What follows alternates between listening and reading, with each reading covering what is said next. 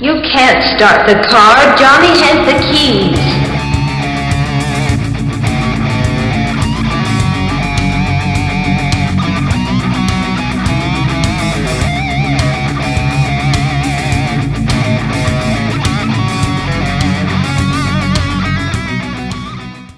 Hello and welcome out there in podcast and YouTube land. You have reached a little ditty we like to call Johnny Has the Keys, a podcast and YouTube channel that covers horror and science fiction films and television, key elements from those particular films or television, and elements that they then in turn influenced. If you're joining us for the first time, yay, great, nice to have you here. We'd love to know how you found us. Why don't you take just a second right now in that comment section in YouTube or in the comment section of your podcast choice and say, hey, this is how I found you guys. I love it. Also, if you wouldn't mind subscribing, that lets you know when a new episode is going to drop, which we try to do once a week. And also, you can get a library of all of our old stuff. You can also reach us, johnnyhasthekeys.com. I think that about covers the welcome. Oh, if you're joining us again, thank you. We're glad you're back and you're a valued patron and we love you. My name is David. I'm here with my co-host and podcast friend, Tim. Tim, how you been? I have been great. That was quite the introduction there. I liked it. I liked it. Yeah, it was Thank perfect. Appreciate it. I have been dabbling in various genre type things as we do, as one does. And as one does. Yeah. So I guess I will just dive in with what I happened to watch this week. And Okay. It is a movie called Scream Queen. This movie, oh my God, I'm not going to remember that guy's name. But there's a guy in it. Yeah, it's the guy from something Pattinson. No, that's the guy from Twilight. Yes. The one I'm thinking of is this guy was the actor in the second Nightmare on Elm Street movie. You would recognize him though, because he was also in Come Back to the Five and Dime, Jimmy Dean. Really? Yes, he was a rising star in the late or mid to late 80s. Okay. And I'm going to look up his name because I'm a bad host and I don't have it in front of me. You should have this all scripted out, word for word, everything. So we basically just read the podcast. No, I don't do that. No, we don't. We don't. Do that. No. Scream Queen. This movie came out in, great. Late 80s, early 80s. This movie is recent. It's based on the actor from the second Nightmare on Elm Street. Okay, here. I just pulled up Five and Dime because I can't find the friggin' documentary in IMDb. His name is Mark Patton. I knew it was something Patton. And he was in, I will look him up. He was in Come Back to the Five and Dime. He was Joe pre-sex change operation. Okay. Do you remember that? Does that ring a bell? No. Okay. Well, you remember the story, Come Back to the Five and Dime, Jimmy Dean. Oh, yeah. Right? Yeah, okay. yeah. Yeah, I mean, it's a great play. Robert Altman did the movie. Yep. This guy was on the rise. He was going to be a big star. He already had an agent. He basically walked in and they said, oh, yeah, we love your face. We're going to make you a star. And he got cast in the second Nightmare on Elm Street movie, which is Freddy's Revenge. Okay. Yep. And that movie was rushed, if you remember, because the first one was such a big success. And he signed on because he knew it was a success and he knew that this would just help his career. Well, it ruined his career because that movie ended up being very, how do I use the word? If you ever have said, I don't know if you've seen that movie anytime recently or heard anything about it, but there's a lot of homoerotic undertones in that movie. Mm-hmm. It has now been admitted by the writer that, yes, they were intentional, but for the longest time, he denied it. And this guy happened to be gay.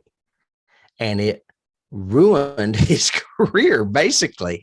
Really? A lot of, well, back then, there was not only just homophobia in the movie industry, but there was AIDS phobia. And this guy also ended up being positive. He is still alive and on the convention circuit now. But so I kind of argue that some of what happened was probably because he was diagnosed with a deadly disease at an age, but when people really weren't surviving. So I think that may have had a little bit to do with it as well. But the movie is fascinating. It gets 100% on Rotten Tomatoes. They go into his experience, and basically it is him reuniting with the cast and starting to go to conventions again, and his quest to confront the writer and get the writer to admit that he did all this shit on purpose. Wow. Yeah, okay. It is great. And he has had a resurgence. He basically left Hollywood in the late 80s and moved to Mexico. He left the country, and he has been living down there with his partner ever since. But now he is starting to come back, and he's on the circuit convention, or the convention circuit. You can act and see conventions he's playing at. One, I got emailed one the other day because of the fact that I've been watching these things and somebody's spying on me or something. I don't know. Your phone is listening. Yeah. Yes. Yeah. It's a fascinating thing. But what's so cool is that some of this footage was a few years back. Like, I think Clu Gulager is dead now, but he wasn't when this was filmed. There's like, I want to say there was one, or maybe he's not in it. I think he's in it. But if you'll look at that one picture of the cast behind me, it's kind of hard to see their faces, but Robert Englund's in there, as are the other stars from the second movie, including the gym teacher and his best friend and the female love interest and all. So, who looked a lot like Meryl Streep, by the way. So anyway, it's a documentary. If you're a Nightmare on Elm Street fan, I highly recommend it. You will remember his face as soon as you see him. I'm sure. Yeah, I'm sure I will. So that is what I have been doing. Sorry for the delay and that I didn't remember Mark's name. Damn it. Mark is going to look you up on the convention circuit, and you're going to be in trouble. I'm a great endorser. So what have you been doing? I am proud this week because I actually had some time to catch up on, because, so many times, you'll give me, I watched these 5 movies and I watched this 3. And I was like, what did you do, David? Nothing really. I didn't have time to watch anything other than the film we're talking about and do all the research or whatever. But this time I actually got to catch up on 2 things that I've been wanting to. One is Murders in the Building. Oh yeah. I had not watched it, so I caught up and watched the entire thing, and it was awesome. It was so good. They worked so well together. That cast was so good. Writing was good. I love the whole arc of it. I'm glad they're going to do a second season. I thought that was great. I just saw recently that, they've just, completed principal photography of the second season or whatever. So that's great. It makes you wonder or question Chevy Chase in Three Amigos. Did he really have anything to do with the success of that film? Right. Or was did he just phone it in? But I loved, the character quirks they gave them really worked really well. I thought Selena Gomez held her own. That was some, she's great. That's rough holding up against, trying to go against Short and Martin. She's real good at playing straight man or straight woman, I guess you would say. But she also had that snarkiness vibe to her that really worked for that character. It was really good. Right. And then just last night, I watched Eternals. I had not seen it yet. I haven't yet. Finally. It's on my list. I really highly recommend it. It has I think you'll like it from the screenplay approach. It's very unique in storytelling. And I mean, not really in story plotting. The plot of it is basically MacGuffin. It's a game. You've got to find these pieces, put them all together to make this, and then here's the climax. So it's a fairly straightforward plot, but the little marvelisms and the Easter eggs and the the ties through history and all this, because, I had no clue. I went into this totally, I have no freaking clue who the Eternals are. Mm-hmm. By the end of it, I'm thinking, okay, so this was like Marvel's version of saying, this is how you do DC, because basically you could take all of these Marvel characters and there's a DC equivalent to them, essentially. Whether it's the guy that can fly and shoot laser beams out his eyes. Oh, who does that remind you of? He's also super strong. Oh, wow. Or this one here is really, really, really fast, like really fast and runs. And, so I could see kind of the comic book competition of it, but it's a very well made movie. Well, and for the longest time back in those older decades, DC and Marvel did rip each other off all the time. Mm-hmm. Obviously, but yeah, so both of those I would highly recommend. If you like comedy and mystery, Murders in the Building is great, and I love the podcast angle of it. Yeah, I loved Martin Short kept saying that was really good. Now, could you do it again? But give us more. Yeah.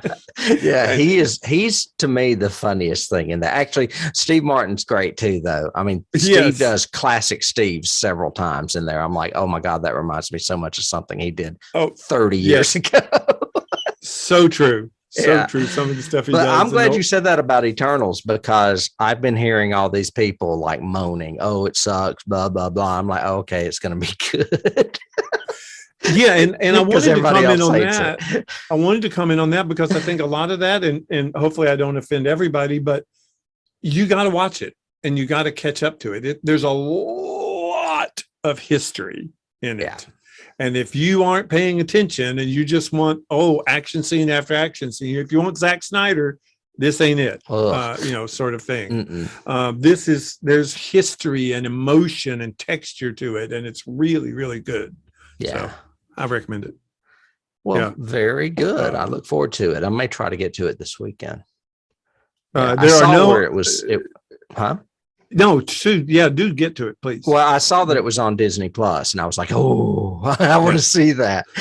So I'm looking forward to it. There are no undead in it, though. Okay, but there's plenty of undead in what we're discussing this week. Oh God, yes. Look at our castles behind us. We have castles. Yes. So castles. We are in our second, let's say part 2 of our Dracula deep dive. Last week we did 1931's Universal's Dracula with Bela Lugosi, as well as the 1958 version Horror of Dracula with Christopher Lee. This week we are going a little closer to the present time with 1979's Frank Langella's version of Dracula with Laurence Olivier and Donald Pleasance, as well as the 1992 version of Bram Stoker's Dracula, which was directed by Francis Ford Coppola, stars Gary Oldman, Winona Ryder, Keanu Reeves, and a bunch of other people. Oh, Anthony Hopkins. Anthony Hopkins, yes. So we have 2 more Draculas. How would you ask that I should synopsize them? Well, basically, like the first 2, Dracula comes to England. Different ways. A lot of characters are interchangeable and really hard to keep straight again. They love plucking names from the original Dracula novel and saying, okay, let's let the love interest be Mina. No, let's let the love interest be Lucy, or what have you. I think the 79 does that. I do not think the Coppola version does that. No, the Coppola version is by far the most faithful adaptation. Yeah, I mean, I think if you want to synopsize it, I would say, if you want to synopsize the 79, read the play.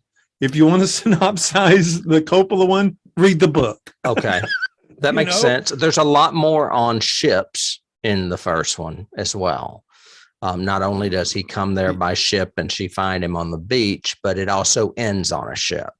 Yeah, they take a lot of liberties, but again, in the 79 version, it's, basically the writer was W.D. Richter, who had done Invasion of the Body Snatchers, the remake, and then had gone on to do Buckaroo Banzai, Big Trouble in Little China. So a pretty good genre writer. But he based almost everything on the the play. The Hamilton Dean play that is also what the 31 version was based on.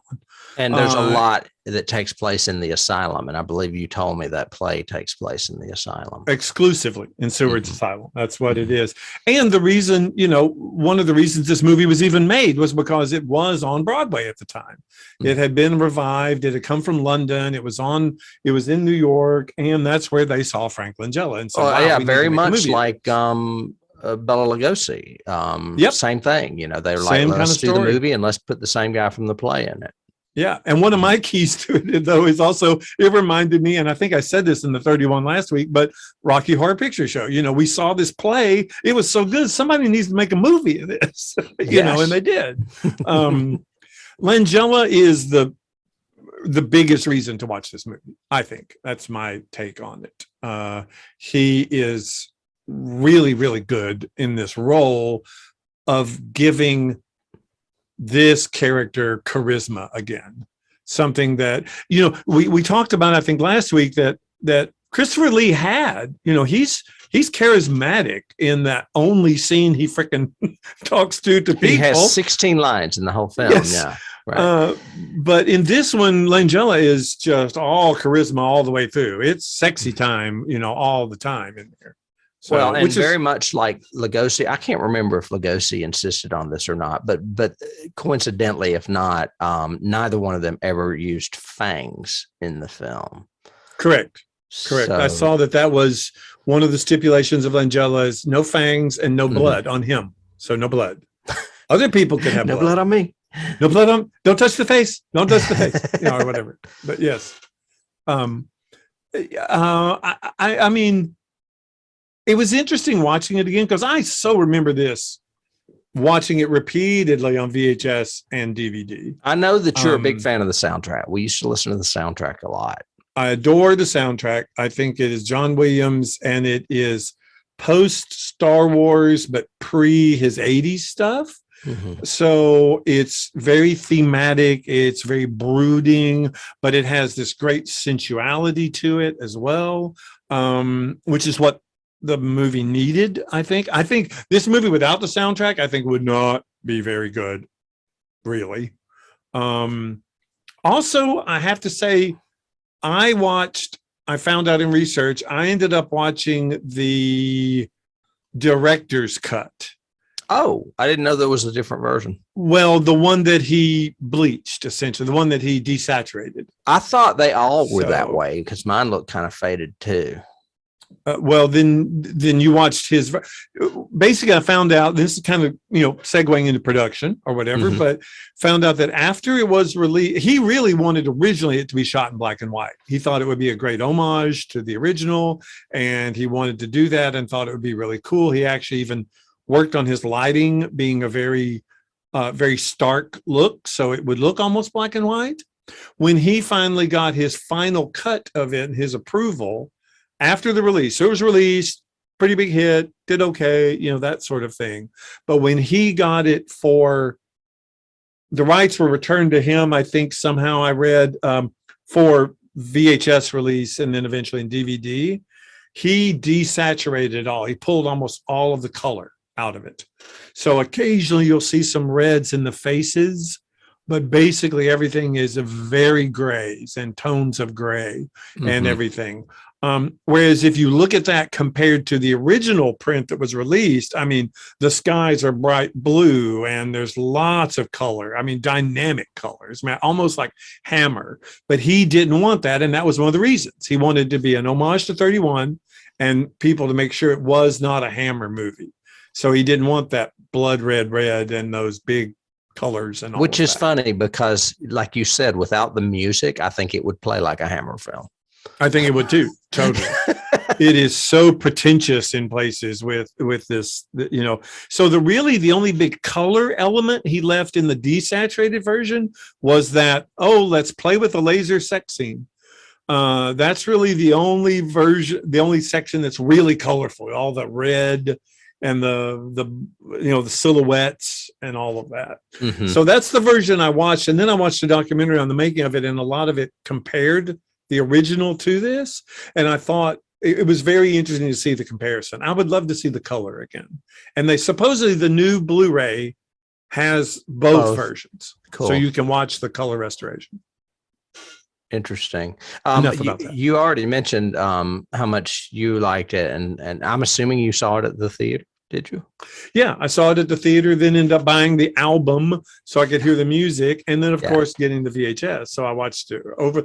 I liked it because I really do like. It's ironic because I don't like Twilight, but I do like this thing of the vampire being a somewhat sexy character, a very sensual character that then you get pulled into it and realize, oh no, now I'm undead, sort of thing, as opposed to the straight monster in Hammer or a lot of the other remakes and everything else, or the creature features where he's a ghoul or that sort of thing. I like that Count aristocracy, and now I'm going to bite you on your neck. Well, see, I like, and I've had this discussion with you in the past. I like both versions. I like romantic type vampires, and I like savage vampires.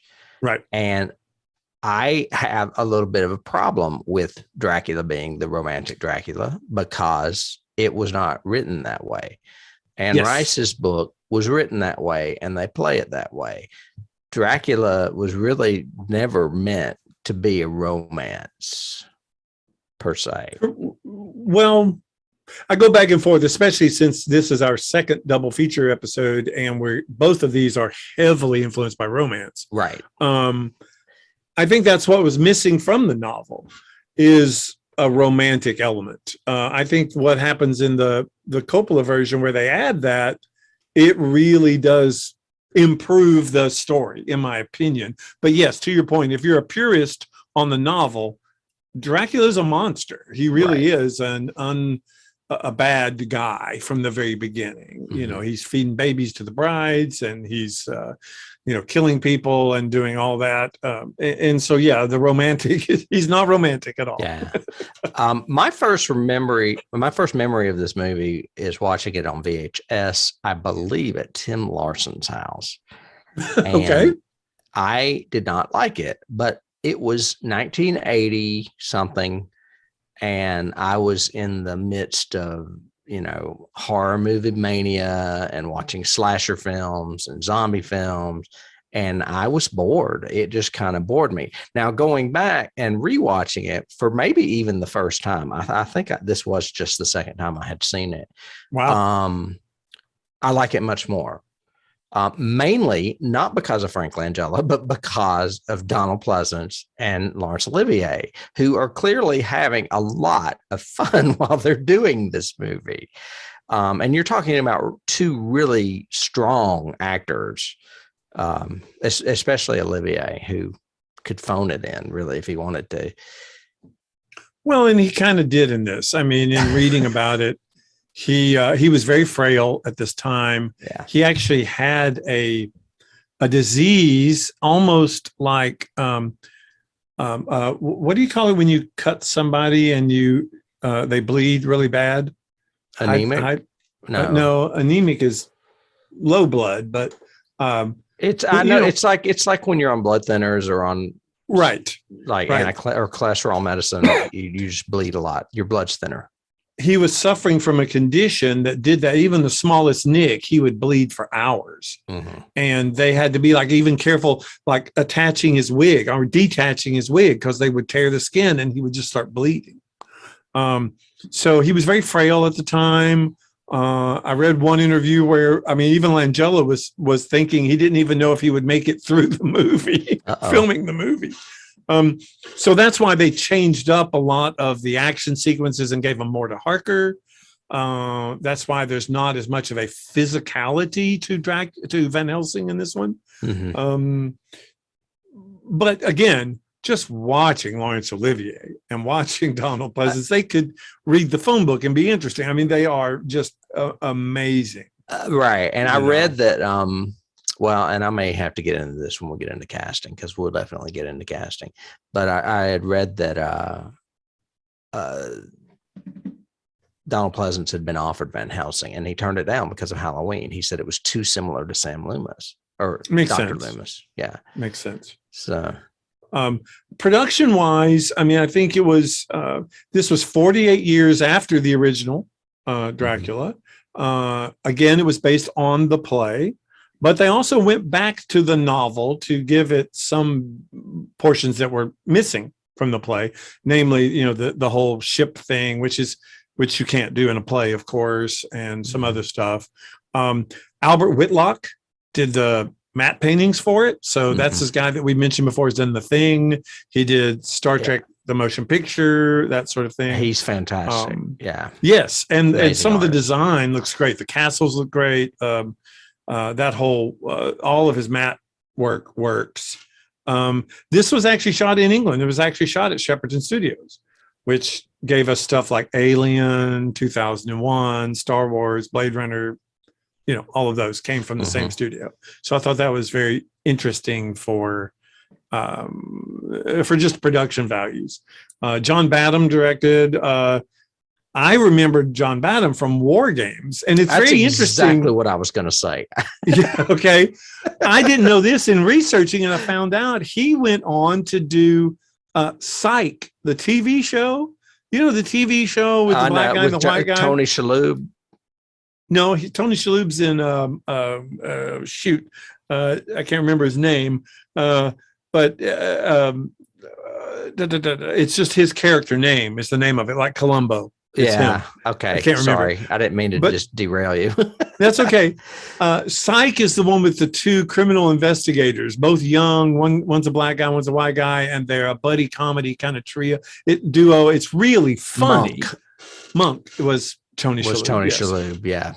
But I watched Psych forever when it was on cable and everything and syndication. And now I find out that this guy who did Dracula also did like 5 years of Psych. I was trying to remember what Badham did. And then I thought, War Games, you know, Alex Sheedy, Matthew Broderick. I remember I think I saw that at the theater with you. Yeah. I'm pretty sure I did. I'm pretty sure we did. He also did Rush Hour, the comedy as well. Okay. So yeah, I mean, he was mostly a comedy guy, which is interesting because this movie doesn't have any levity to it. No. There is no, even the little, I never drink wine is not played as a joke. It's played as a mystery thing. Right. And so there's not a lot of humor in this anywhere in this particular film. No, I mean, I found humor in watching Donald Pleasance, but I always find humor in watching Donald Pleasance. Yeah. I would, what about favorite scenes? Did you have any favorite scenes?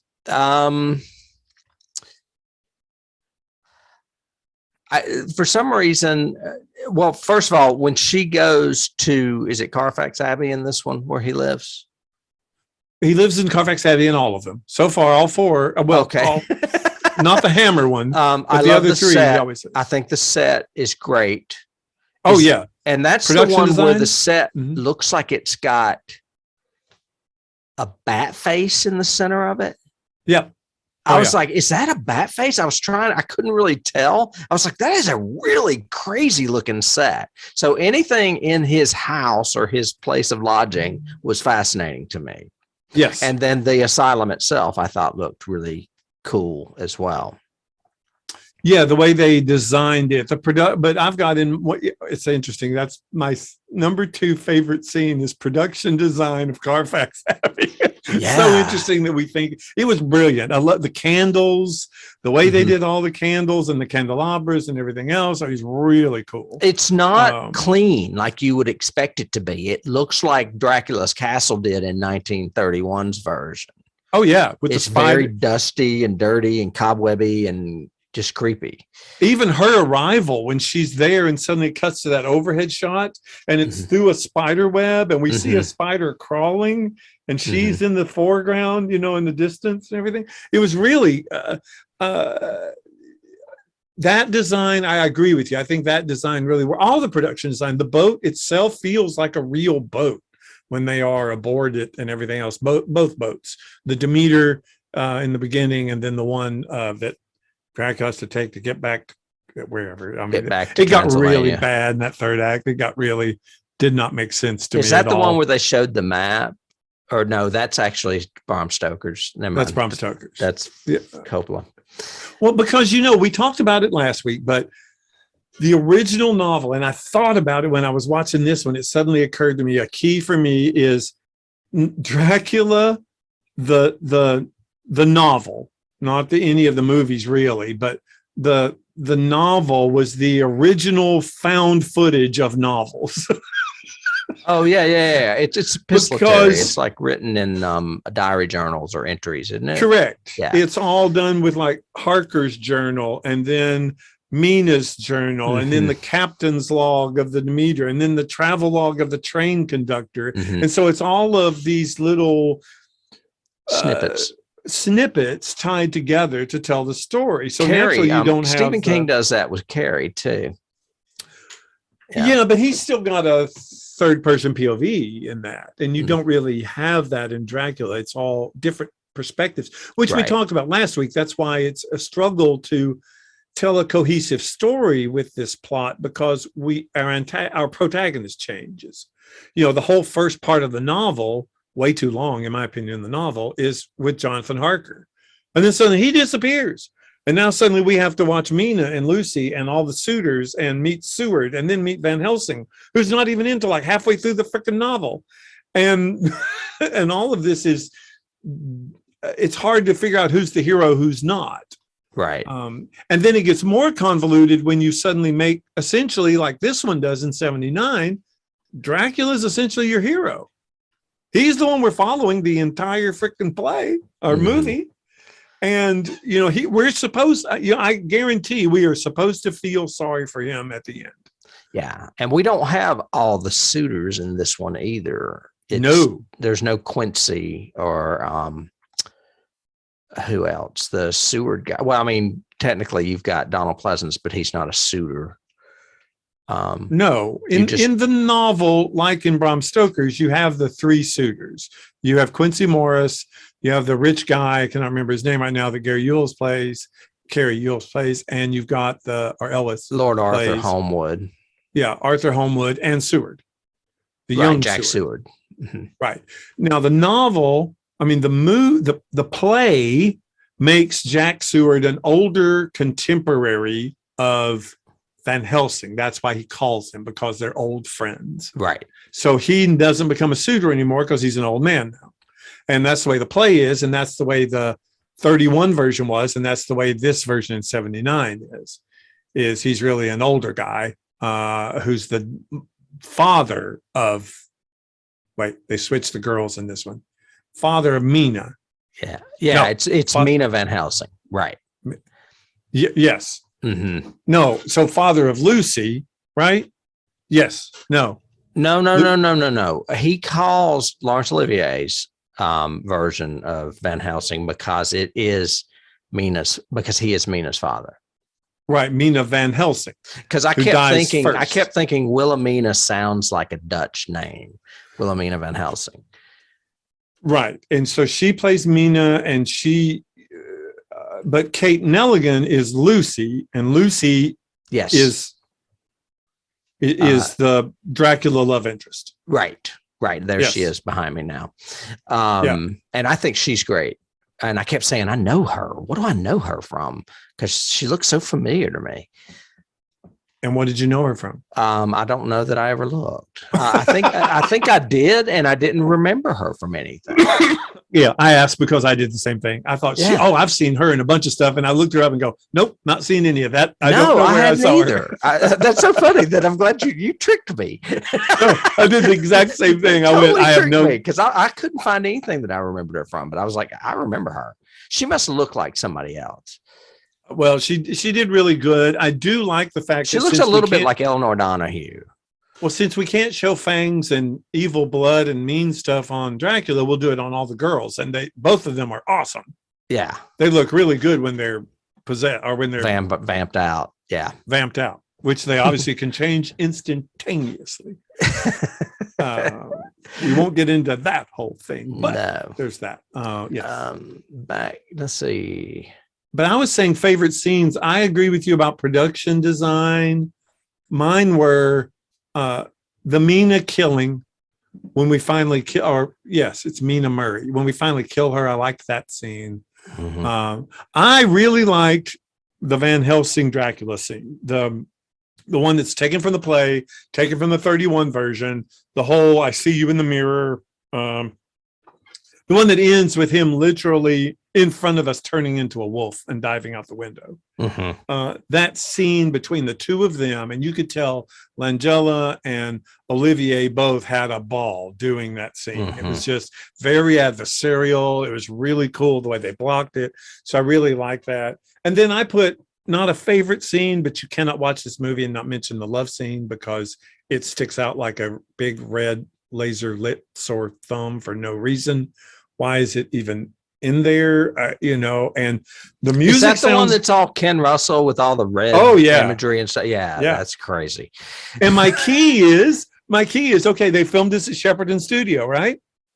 That scene is lit by a laser behind them. That's why they're in silhouette, laying on the bed or hanging or whatever, with this red laser going through them with all the smoke. That laser is the one that the Who had, and they kept renting it out to production companies. Oh, like that little one with a science fiction theme called Alien that had the plane laser when John Hurt is down in the egg chamber. That's the same laser. It's the same laser that they're using. And so it's a big production tie-in key for me. But yeah, you cannot, I mean, it just comes from nowhere in this movie. And I'm going, what? I don't understand what's happening. We suddenly got into a Ken Russell movie. And it's very strange. And that is a good segue to a little bit of trivia that I have with Mr. Russell. Apparently, Ken Russell was also planning a version at the same time of Dracula. And at one stage, he had envisioned Laurence Olivier as the Count. I was thinking he'd be a little old. He later was going to cast Peter O'Toole or Mick Fleetwood, which he's not an actor, but he is very tall and very gaunt looking, from Fleetwood Mac, in the lead. And he also considered Peter Ustinov as Van Helsing, and he wanted Oliver Reed as Renfield, which I love because, Ken that Russell would be interesting. I mean, Ken Russell did a few movies with Oliver Reed, if I'm not mistaken. Definitely one that I can think of.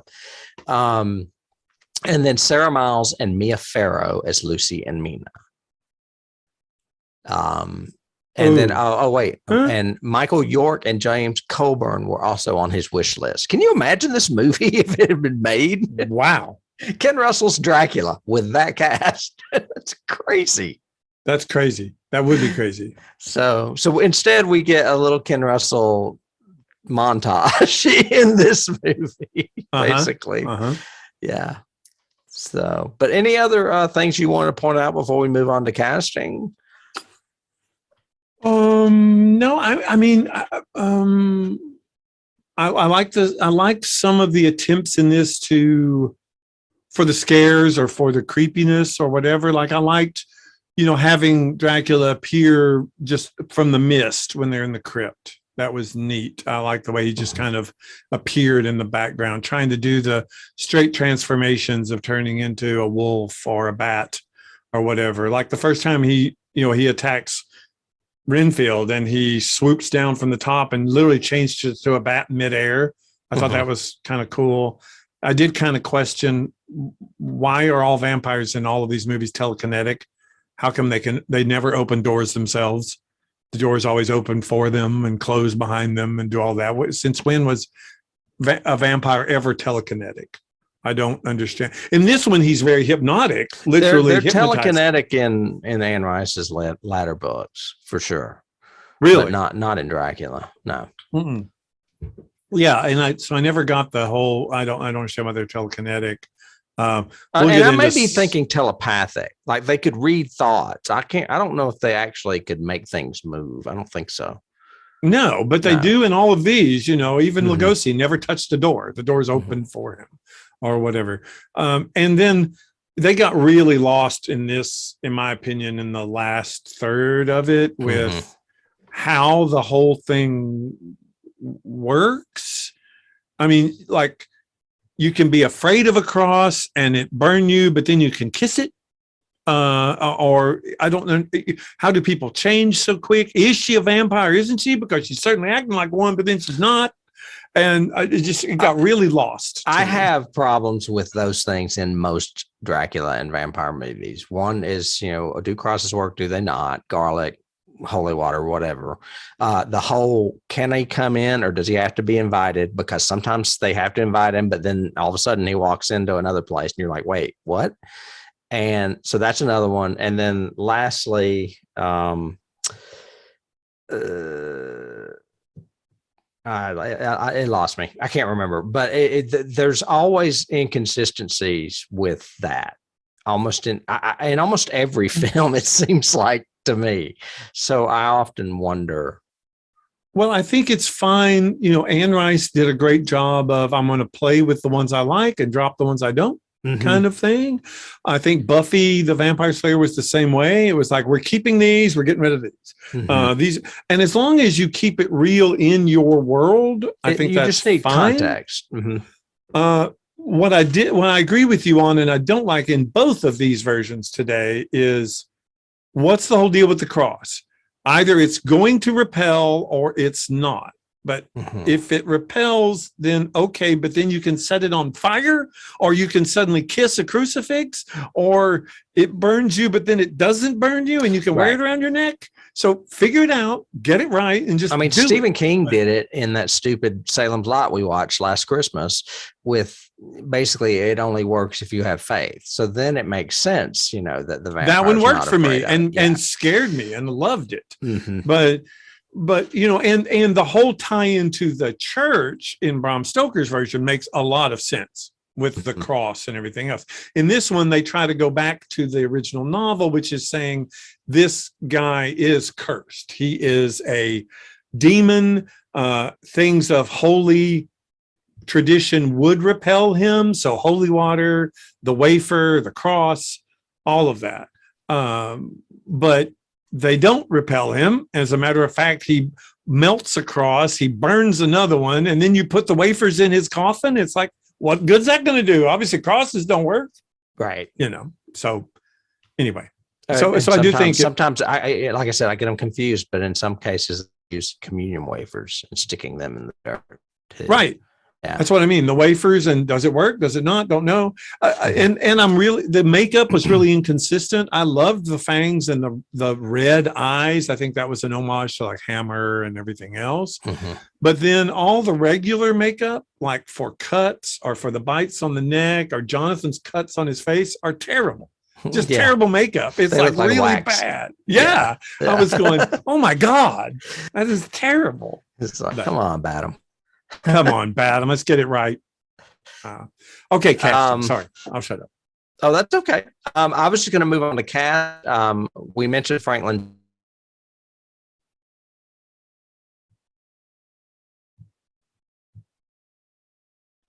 When he was nominated for this role, the only thing I really knew him for is that he dated Whoopi Goldberg they were living partners for a good while. Really?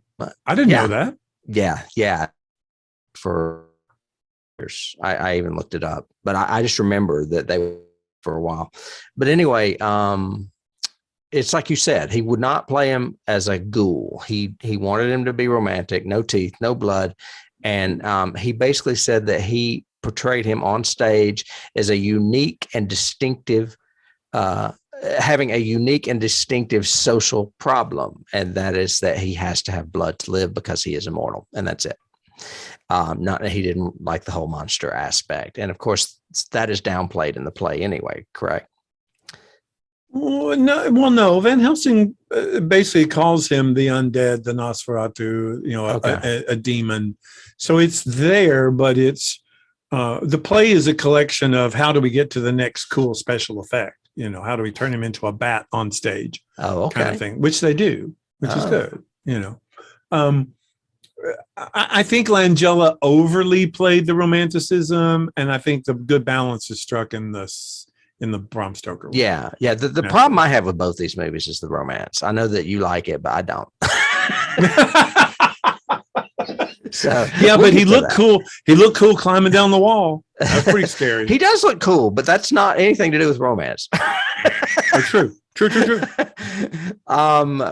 We mentioned Laurence Olivier. You mentioned his medical condition, so I won't go back into that. Mm-hmm. But I will say, and this is a bit of a key, the fact that they brought Laurence Olivier in to play this part had a unique impact on the horror movie genre. Horror movies in the genre in particular. It was the beginning of let's bring old school actors in and revitalize the genre somewhat. And the big example that came out shortly after, like 2 years later, was Ghost Story, the Peter Straub novel that had a cast including Fred Astaire, Douglas Fairbanks Jr., Melvin Douglas, and John Houseman. All old school Hollywood. Man, that'd be cool to revisit because I loved that novel, and I remember thinking on the list now. thinking the movie was a hit and miss, but I really liked was not that good. That novel a lot. Right. But it's on our list. Oh, really? Okay. Yeah, okay. It is now. It is now. Donald Pleasance was offered the role, as I said, of Van Helsing. He turned it down because he thought it was too similar to Loomis, who he had just played in Halloween the year prior. Mm-hmm. But he was buds with Laurence Olivier and said that one of his quotes is, "I've only done one Dracula, that very expensive one with Frank Langella, and Lord Laurence Olivier and I were the doctor and the professor. We had a really good time. It was an awful film, but we did it for a laugh." It was an awful film, but we did it for a laugh. But one thing I learned that I did not know about him, and this fascinates me. He's what's known as a props actor. Have you ever heard this? Yes. I had not heard it about him in particular, but I was aware of the term when I read it. Yes. But it's not, I mean, when I think of a props actor, I think of like when you're on stage, you want things to do that make you feel like you're more in the character. The reason he used props was because he knew it made it more difficult to edit him out of scenes because of continuity. So he was always fiddling with something in order to not be cut from the film and have more screen time, which I had never heard of that, but I find it fascinating. I had heard of it before, never in relation to him. There are other people that are like that. I think it stands out kind of glaringly in this film, which is why it's brought up in several reviews and people talking about it and everything, because literally every scene, he's either eating something or holding something, even if it's a candy. But if he is sitting on the carriage and he's just supposed to sit there and say your freaking lines, Donald, he takes out a candy, unwraps it, eats it, and then he's talking with it the whole time, And so they can't cut around that. We can't cut to another scene. Why? Yeah. That's hilarious to me, but very totally understand it. Very shrewd on his part. Yeah. I'm sure the editors were screaming, the entire time. I'm sure. I am sure. And then the only other thing I have about him is that he was so notorious for being a scene stealer that Frank Langella was actually warned, watch out when you're on stage with Donald Pleasance or on screen with Donald Pleasance. He will steal the scene from you. So makes sense. Much fun to watch. I don't have any more in depth on the rest of the cast, but I will say that, like we said, Lucy was played by Kate Nelligan, who is very familiar to me, even though I don't know what I know her from. Jonathan Harker was played by Trevor Eve. Some of these are British actors. Like you said, it was filmed in England. Mina was played by Jan Francis. Annie Janine Duvitsky, and Milo Renfield was played by Tony Haygarth. I think they all must be British actors because I do not know who those people are. Yeah, and looking at research, both Kate Nettleton and the guy that played Harker went on to do a bunch of British television. Kate Nelligan. Yes. Okay. Kate Nelligan and the guy Middleton. Sorry. She's the princess. Mm-hmm. But Kate and the guy that played Harker went on to do a bunch of British television. So they're very well known in England. I also speaking of casting and talking about it, I also felt very kind of jilted this time because we watched this so close to the Hammer one, and comparing Peter Cushing's Van Helsing, which is so good, to Laurence Olivier's was really bad, in my opinion. I mean, it was like, ooh. I mean, because Cushing is so memorable and so, like you said, physical. I mean, he runs and jumps and grabs that curtain and tears it down, and he holds the candlesticks up as a cross and all that. And this Van Helsing is like, would you mind please handing me the hammer? I totally agree. I think out of all four of these movies, I will go ahead and say that Peter Cushing is the best Van Helsing. I don't like Anthony Hopkins as him. Anthony Hopkins irritates me. You better shut up now, because we're going. Okay, we'll get into that then. Obviously, we'll get into it. But he just come off Silence of the Lambs, and you talk about scene stealer. He was the Donald Pleasance of Francis Ford Coppola's Van Helsing. He should be. He's Van Helsing. And face it, not hard to steal a scene if you're in it with Keanu Reeves. I'm just saying. Well, that's true. But he also had several others with him. Anyway, he's a ham in that movie, man. A big ham. Awards. This movie won. It was not nominated for hardly anything, but since we do have friends over at the Academy of Science Fiction, Fantasy, and Horror Films, the Saturn Awards, it did win Best Horror Film of 1980. Well, it would have been 1979, but the awards were in 1980. Yeah, really? It did. But I guess there wasn't a lot out then. There were no other horror movies. I mean, Alien came out, but I don't know if they considered that sci-fi. They probably considered that sci-fi. It was a lot scarier than this. It was a lot scarier. It's so funny looking at my notes, and I've got near the bottom here. Okay, Tim will hate this. This is a little too much romance and not enough horror. I'll just tell you. Well, this was also nominated for Best Actor, Langella, Supporting Actor, Donald Pleasance, Director, Badham, and Makeup, Peter Rob King. And you just was ridiculing his makeup. How dare you? Yeah. His second unit, bite. It was. But I will say, of all the Draculas we've covered, 1931, 58, this one, and 1992, this is the only one that is not on the 1001 movies you must see before you die list. Interesting. Yeah, it's not. But guess what is? That came out the very same year. What? Nosferatu with Klaus Kinski. Oh God! See, we talked about this last year. We talked about that movie's terrible. Yes, and it's on the 1001 list. No, I mean this movie should be on the 1001 just for the soundtrack. It should be on it above Nosferatu, but in all honesty, I don't really think either one should be on there. So agreed. I mean, I would totally agree with you, but in comparison, I would pick this one long before that one. Sort of thing. I mean, again, look, even that picture you've got, the girls, the women in this are genuinely scary when they vamp out. I think they are too. Yeah. And it works for me even as much as even better than Brides of Dracula, which we talked about last week, which I think, the girls in that are very scary as well. The women in that. But look behind me, if you're on YouTube, at the pictures. We have the really scary picture, and then we have the romance picture where they're like, it's like a romance novel cover of them. It is totally laying on the leaves in what looks like daylight, which would confuse the fuck out of them. That's the other thing. That was the other thing I was going to mention. Oh, the other convention of vampirism in the daylight or not. Oh, yeah. Do not like that either. But anyway, so if I had to pick between those two pictures behind me, of course I'm going to pick the scary one, man. That romantic one sucks. Well, yeah, and I'm the same way, even down to that cape being a deep blue, not a black cape, so that it has all that velvety reflection look to it. And to your point about the sunlight, I remember the first time watching this, and he suddenly gallops up with that horse, and I'm going, "What?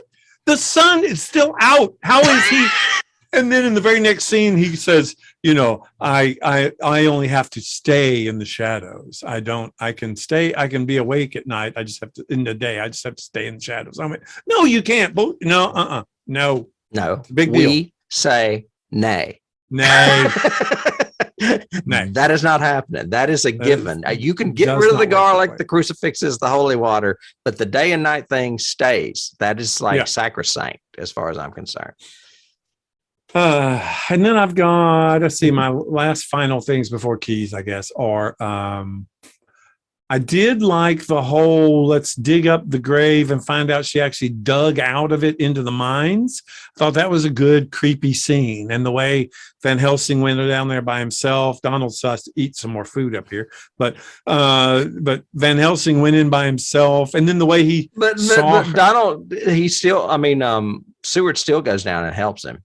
Yeah, so he does follow him eventually. But eventually, when he finishes, I'll be there in just a minute. Let me eat this last payday. Let me eat this, toffee or whatever. And then the way they did the first time he sees, in this version, it's Mina. First time he sees her is in the reflection in the water. Mm-hmm. And then it pans up to show her all zombed out and ugly and and she's coming toward him. I love that. I thought, okay, now we're in a scary movie. Wouldn't see her reflection, would you? See, that was my point. It's what I was getting to. It's very Medusa-esque, though. Yeah. I'll give you that. Very classic Greek mythology. Yeah. And then they throw in this. I know why he did it, because Richter said in an interview that, a problem with the book is the last part of the book is this huge chase across Europe, because it was almost like a travelogue kind of thing. And how do you put that into a movie? Well, if you're Francis Ford Coppola, you show a map with little dots. That's right, the way you should. But in 79, instead they show this car chase, which is one of the most boring car chases I've ever seen. It is just terrible, but they love that car. That car is in 60% of this movie.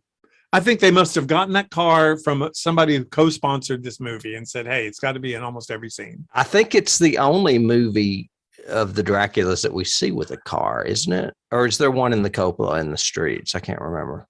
No, they're in carriages because it's 1912 or 1913, I think, in Coppola's. Yeah. But yeah, this whole car chase through, and I'm saying, okay, the car cannot catch that one carriage, really? Mm-hmm. And just it didn't work. I know why they did it, but it didn't play up for me. I have to say, it reminded me of Terrence Fisher, that run with that devil movie we watched last year, where they're riding around in that car all the time. Yeah. And he ends up breaking the windshield or frosting over the windshield or whatever doing the chase. Yeah, exactly. I got that one too. And then we can't. The Devil Rides Out was the name of it. Yeah. We can't go on without mentioning that that's like you can buy that, I think, from Amazon, the Dracula kite kit that's at the very end of this that makes no sense, that they did obviously to set up a sequel, I guess, or something. They did. And they actually kill Van Helsing specifically because Laurence Olivier said, you have to kill me. I'm not coming back. Yeah, he did a Han Solo. Yeah. I did Harrison Ford. Yeah, he said, I'm not doing a sequel. And then, so they do that whole kind of pseudo battle scene, gets hooked, comes up, dies way too long in the sunlight, I much preferred the Hammer version where he just dusted really quick. That was cool. Or his ankle melts. That was cool. Ankle melts first, yeah. But then he turns into this obvious, very bad black kite flying away. But I did get a key out of that, which is the one where the cape blew off at the end, Midnight Mass, that we watched this year. Because at the very end of that, the cape flies off. You're right. And I thought, I wonder if they did that because of this. I wonder if Flanagan said, it wasn't I'll show you how to do it. It was that vampire creature with the wings with the holes in it. Right. But he flew off at the end. I was wondering, I wonder if that was him saying, see, I'll show you how to do it right. Which is it may have been. Excuse me. But yeah, it was they wanted to have this whole I do like the element of treating, again, Yul and I disagree, but I do like the element of treating Dracula as a tortured soul. If he doesn't really enjoy this lifestyle, he's been cursed by it and has to do it. Much more so in this version than even in the Coppola one, because he even says in this one, instead of Children of the Night, what beautiful music, he says sad music in this version. He does? I don't even recall that. Yeah. And he talks about how it's condemned. He feels condemned by this life. And that's played up a lot more in the Coppola version, but I'm okay with the tortured soul.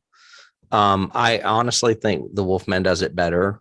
As far as having, a curse and much better, you not wanting it. It's just the romance. I'm over it. Yeah. Okay.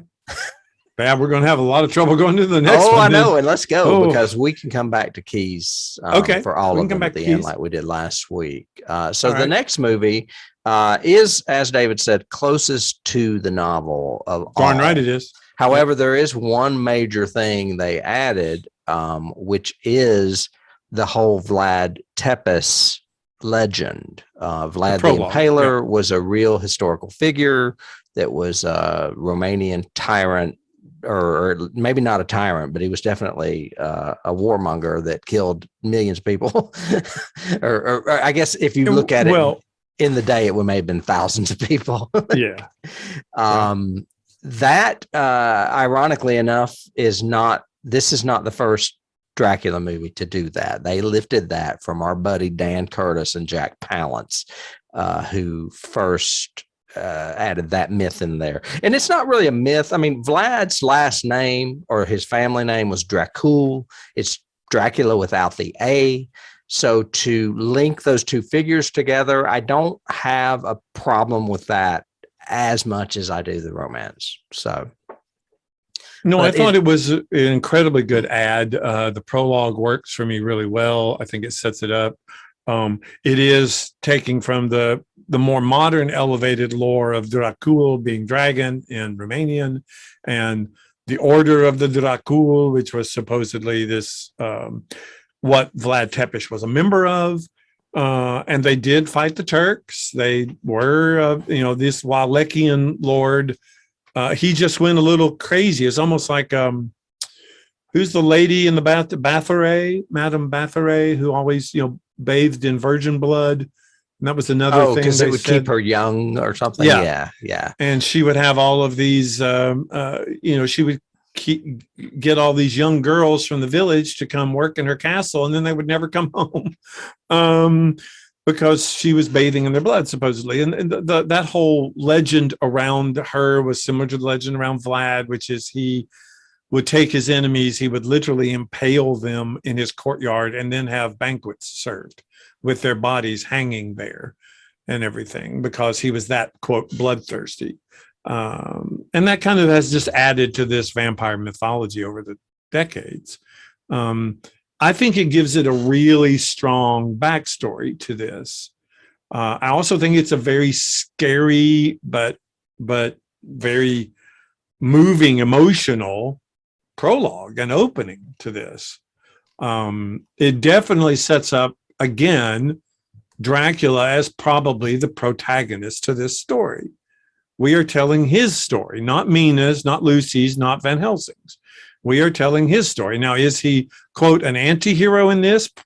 Sort of, yeah, because he is a bad guy. But in this, they're trying to romanticize him into saying he's a bad guy for right reasons.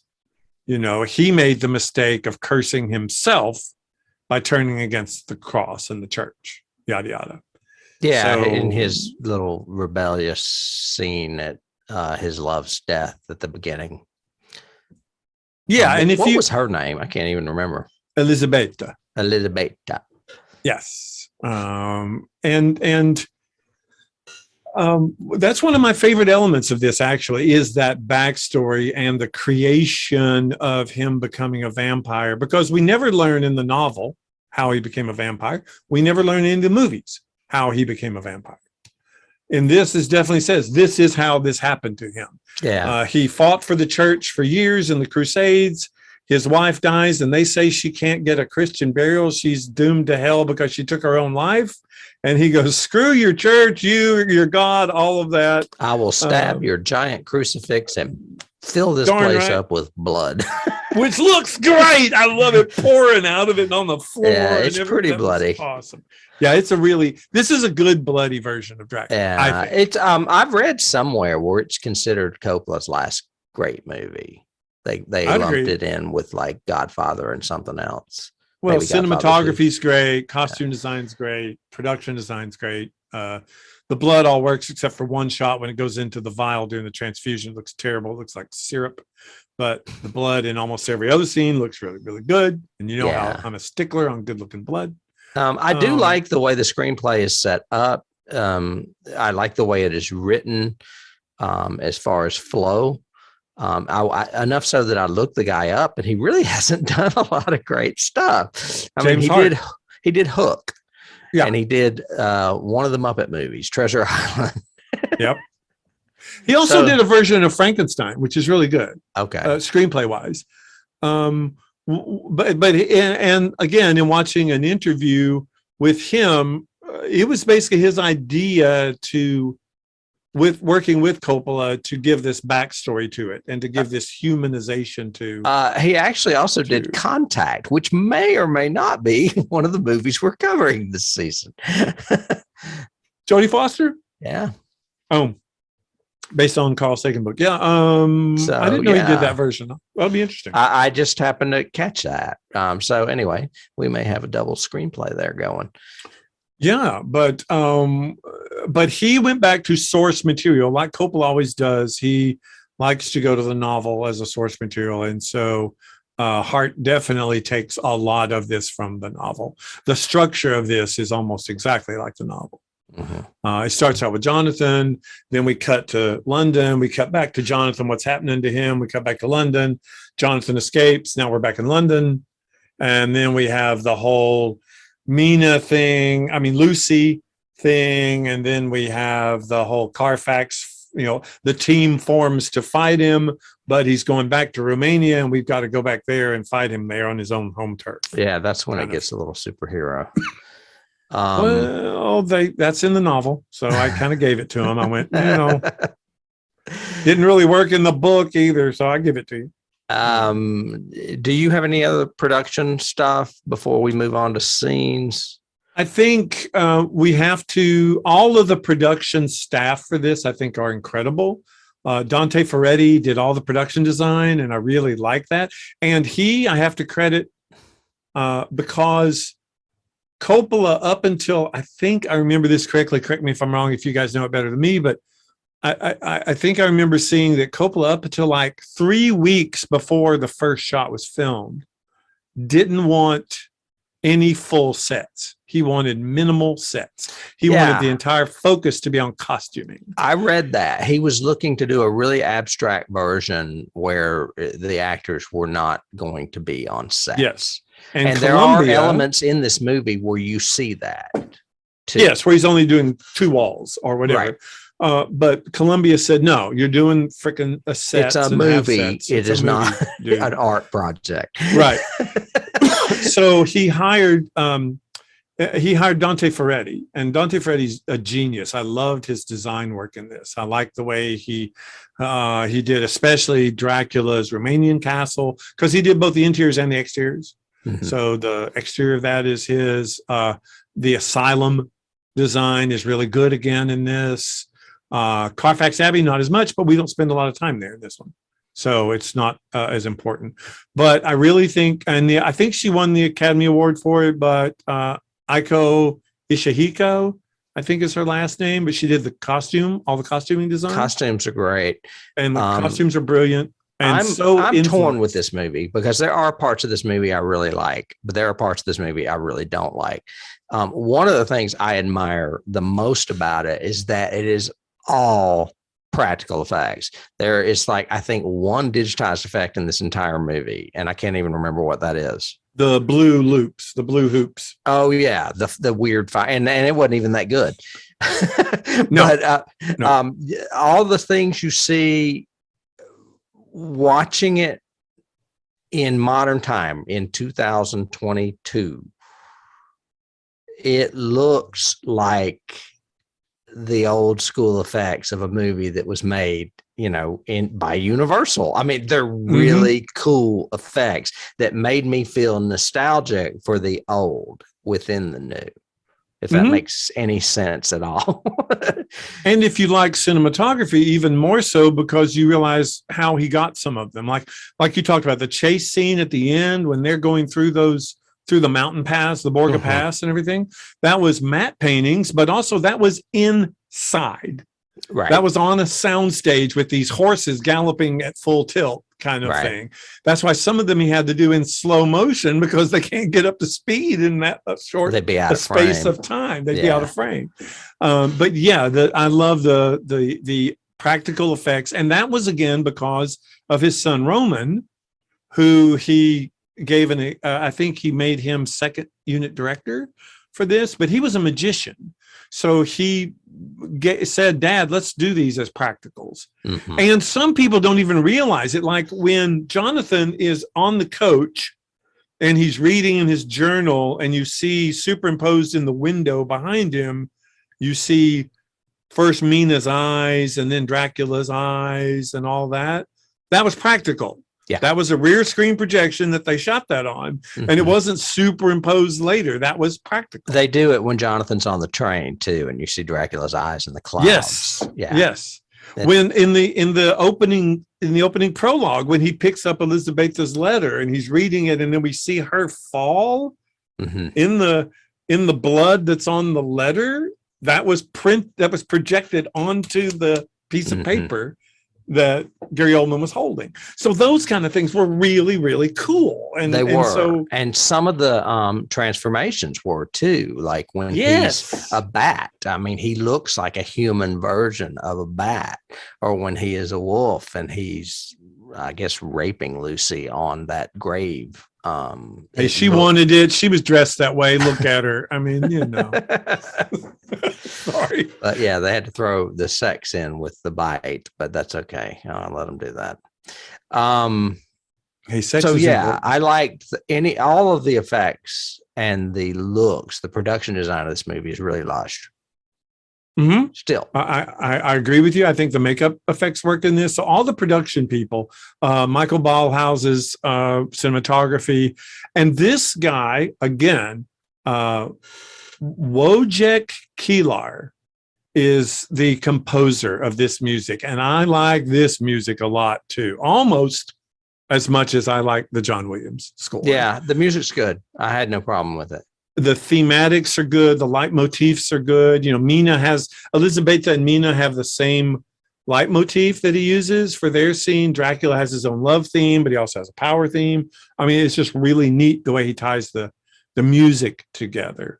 I can't do scenes from this because I like them. No, I could, but I like them all. Just I like them. No. Oh, I'm stepping on David's movie. It has a lot of memorable scenes to me, though. I like, again, I like the Lucy staking in the 79 version. It's the Mina staking, but I like the Lucy staking, and I like that whole, she just drops that freaking baby.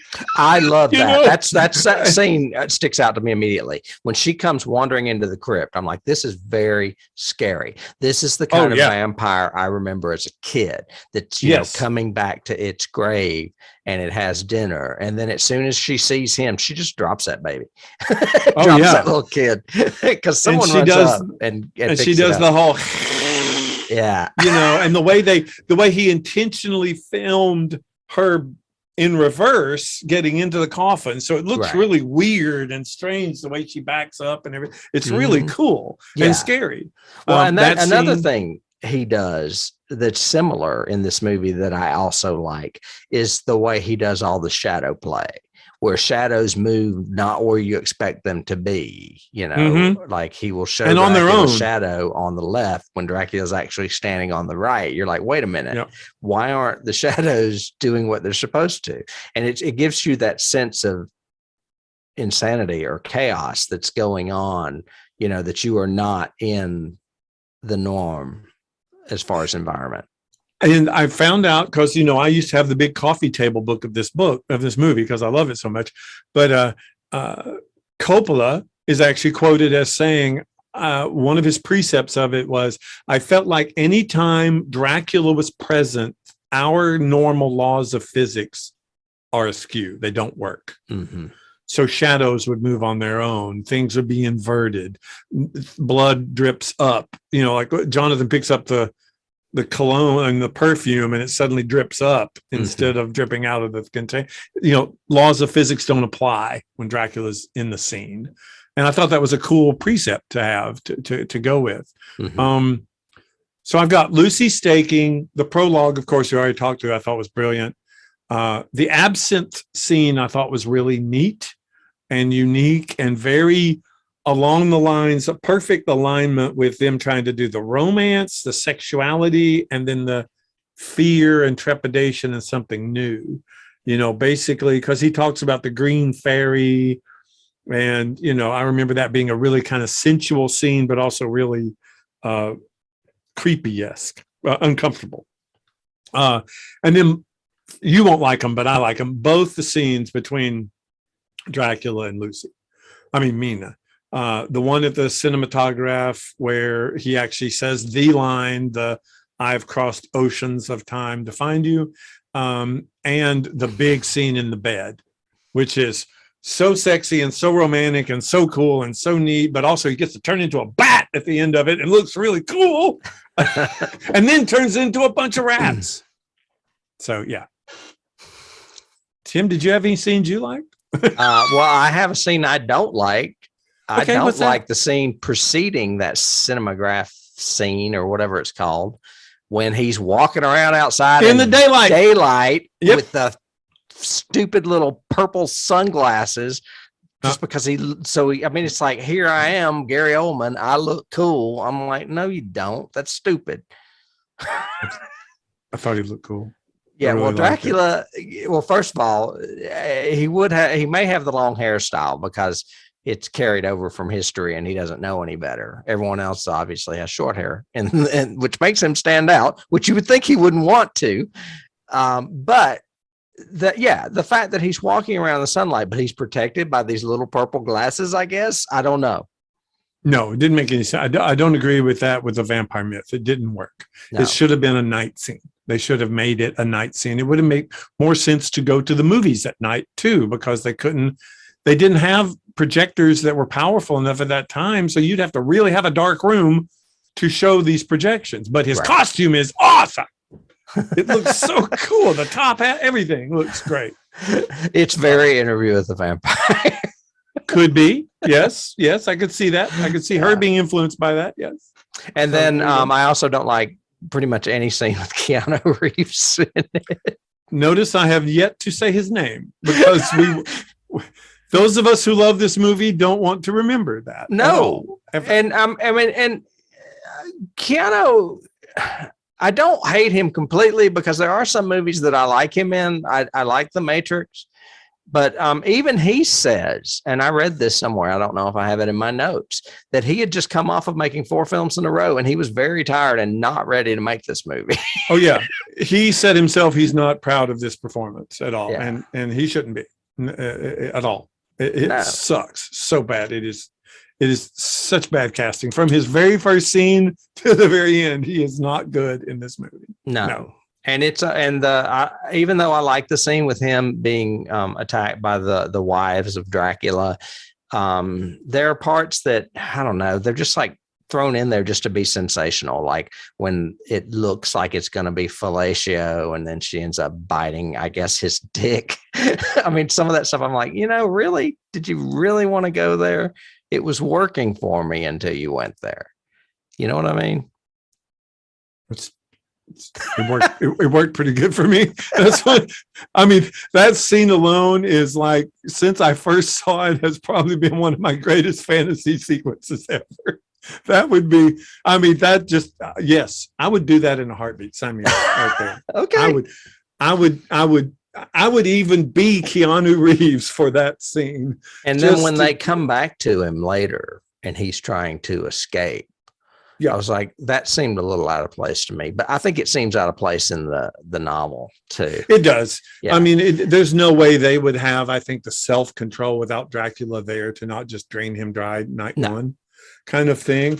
But in the novel, it's the same way. He literally stays there for months, being imprisoned by them before he finally escapes. Mm-hmm. And I don't think it's practical in the novel. It's not practical here, but that scene where they're just suddenly appearing from the bed, and they use Winona's voice. So he thinks it's like Mina sort of thing. And it's all practical effects again. It's very magician type illusion stuff. Yes, which is really cool and good and sexy. It's some nice, good and sexy.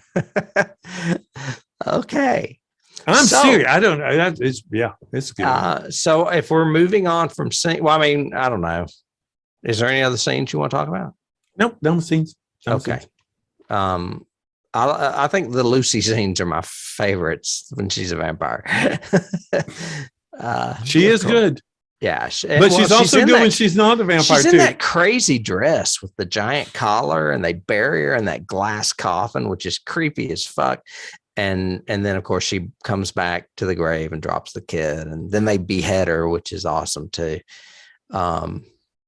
Yeah, there's so much to this movie that is layered for cinephiles. Coppola is so intense in how he mounts a movie and what he does with it and everything else. The making of this, if you can watch the documentary on the making of this, it's really unique, even down to the point of things the cast didn't like, but he still did, because he took a similar approach to Godfather. You know, he took the entire cast, brought them to Napa Valley, to his ranch, you know, with the Coppola wines or whatever, and for 2 weeks. And for 2 days straight, they read the novel out loud. Yeah.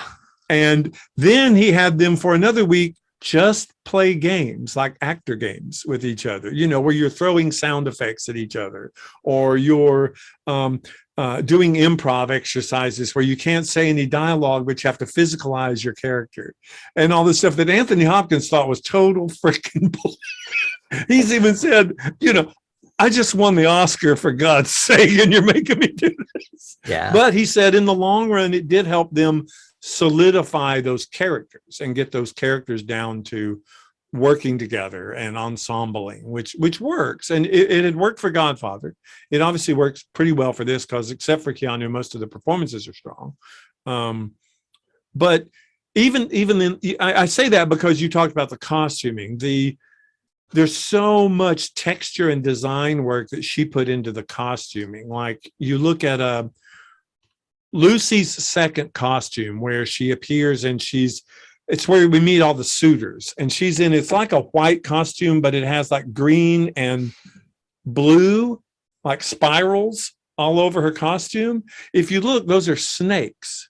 And they're intertwined. And she did that. And the costume designer goes into this whole history about what snakes were like in Victorian England and why she put them into the costume. Right. You know, the design of like Dracula's cloak and the gold dragons that he's got on it are very Germanic dragons from that era. And all, and it's like, oh my God, there's just too much won texture. An Oscar for it.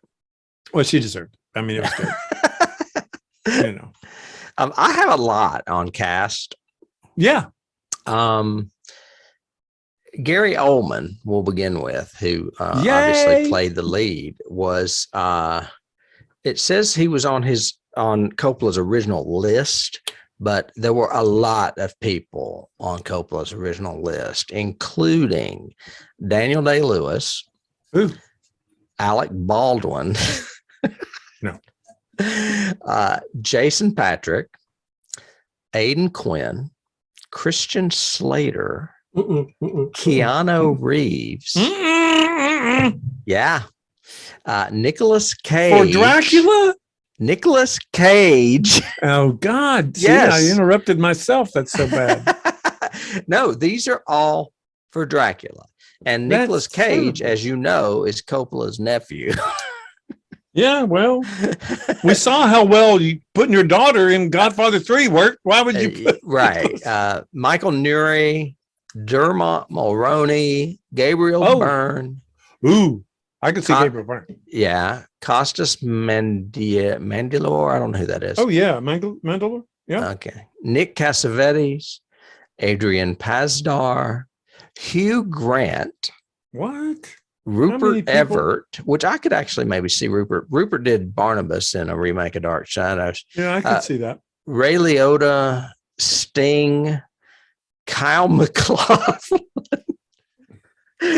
Alan Rickman, maybe. It'd be a different take on it. It would be Colin Firth and Hart Bochner. Yeah. Among those who auditioned, see, I'm not through here, were Andy Garcia, who had concerns over the number of sex scenes. Gabriel Byrne, Armand Asante, Antonio Banderas, who I would have loved to have seen his audition tape. Yeah. And Viggo Mortensen. Ooh. And then that's probably the best one. Another person that was considered, you're going to love this, and the reason he was considered was just because of what had happened a few years earlier. Michael Keaton was considered as well. No. Yeah, just wanted to throw those out there for you. Now, Michael Keaton, maybe he would have made a better Harker than Keanu. Yeah. Yeah. Oh, several people would have made a better with a goldfish. Yeah, I agree, yeah. You can pretty much go through that whole list. They ended up with obviously Gary Oldman, who has since won an Oscar for his portrayal of Winston Churchill. Oh, yeah. He is the second person to play Dracula who has won an Oscar. Do you want to take a guess at who the other person was that ever played Dracula and won an Oscar? Not playing Oscar Dracula, okay. But in general, an Oscar winner. An Oscar winner who then went on to play Dracula, or played Dracula before? No, not necessarily. Just an Oscar-winning actor that has played Dracula. I don't know. Jack Palance. Oh my God. Yeah. Hey, nothing wrong with Mr. Although Palance. I do want to watch that version. That's the Dan Curtis version you mentioned, right? I haven't seen that in a long time. Wasn't that made for television? I haven't seen that in a long time. It may have. I think it was made for television, and it followed a Dr. Jekyll and Mr. Hyde he did with Dan Curtis as well. They did two projects together. But it's a little bit truer to the book too, from what I remember, vaguely. The sets are terrible though. Because it's, instead of castle, it's like Dark Shadows. It's all wood and paneling. Oh, okay. Winona Ryder played Mina. Yes. One other person that I have of note was considered for this role, and it was Drew Barrymore.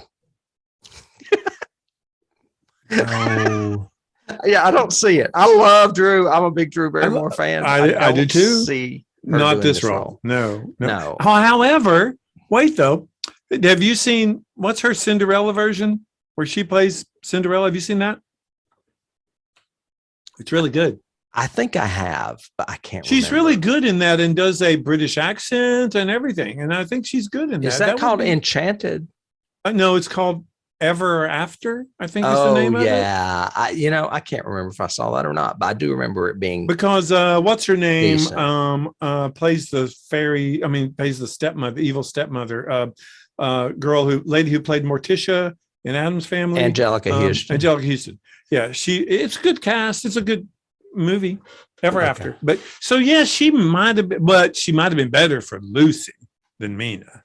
Mm-hmm. That would have been interesting. Although, I could have easily seen her as Lucy. Now that you mention it, she could play Lucy a lot. But although Sadie Frost, boy, going to be hard to beat, man.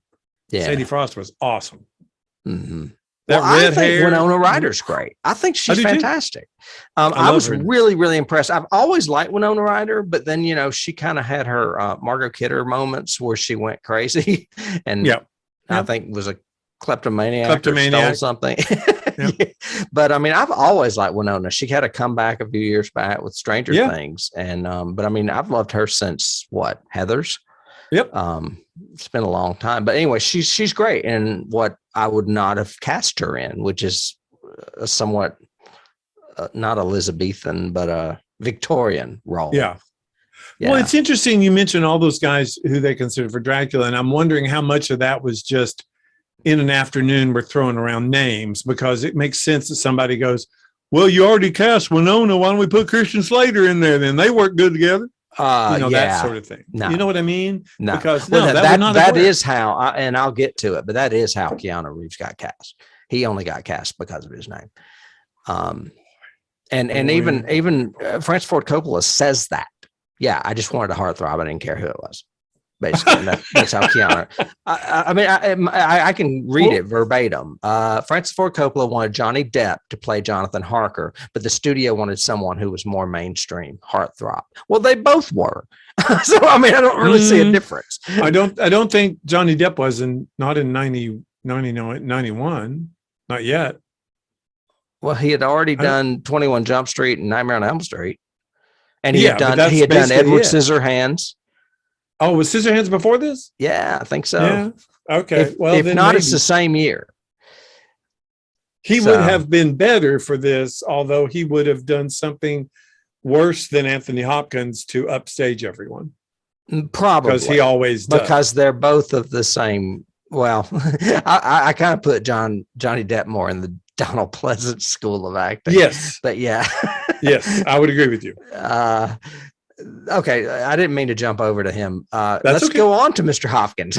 Mr. Hopkins, who I love and who could read a phone book and who is wonderful in movies like Silence of the Lamb and Magic, drives me insane in this movie. He is overacting so badly. Now, why do you think that? Because I'm curious. Because I think he's trying to steal scenes. I literally think he is trying to steal scenes. Is it the scene where he dances with her when he first meets Mina that throws you off? That's one of them. Because it's odd. It comes from nowhere, but I think it sets him up as very quirky, which kind of works for me, because all we've seen before his introduction, because I've seen this movie probably a dozen times. It's when he's teaching a class. That's fine. And he has the joke line, the civilization. And that's great. I don't have a problem with that. His then introduction is smoking a cigar and appearing like the Exorcist, which I think was a Coppola choice and not a him choice. But, he gets out of the carriage and suddenly he's there in the moonlight sort of thing in front of the window and the door. And I'm going, okay, so it's the Exorcist. And he's still smoking the cigar when he's inside. I'm like, wouldn't you ask if you go, but whatever. Yeah, whatever.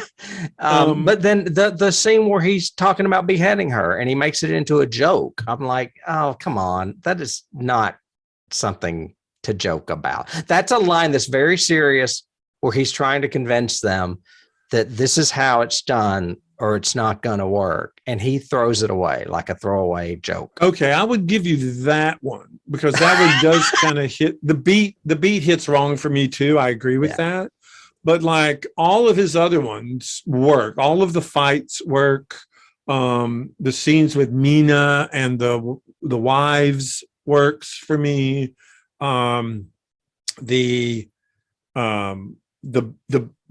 It's interesting that there's not an adversarial scene in this.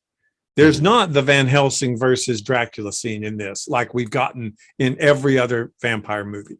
No, and I have that in my keys as that's a missing key to me in this movie. Mm-hmm.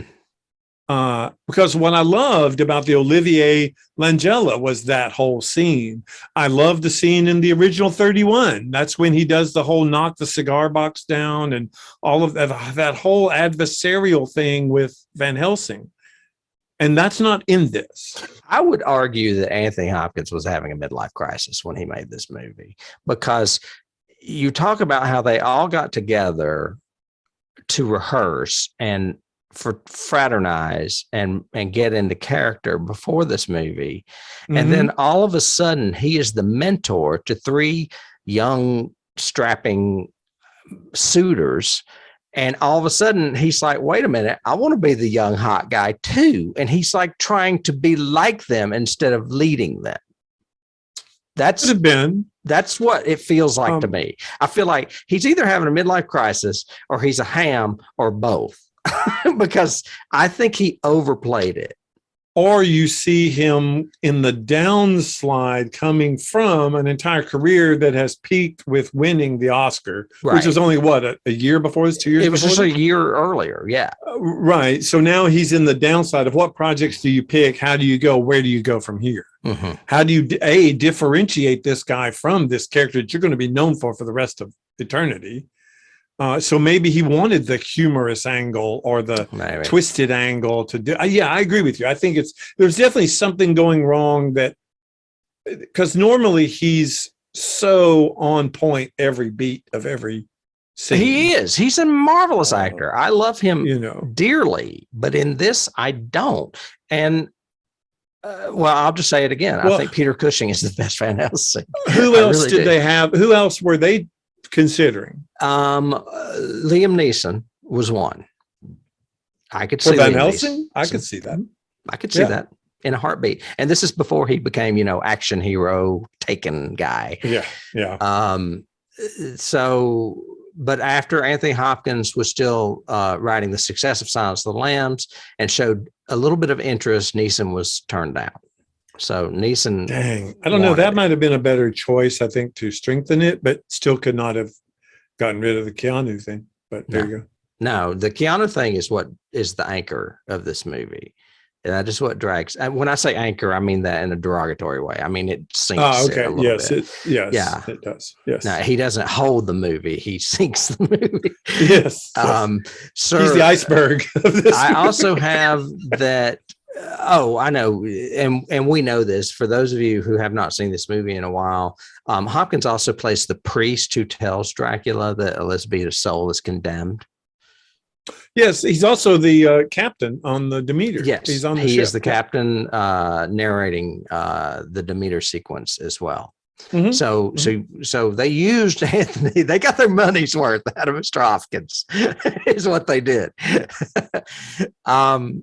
I mentioned Keanu Reeves. The only other person up for that we know of was Johnny Depp, but the studio wanted a mainstream heartthrob. And like David said, I guess it also could have depended when movies landed for each of these young men, because they were both coming in to fashion at about the same time.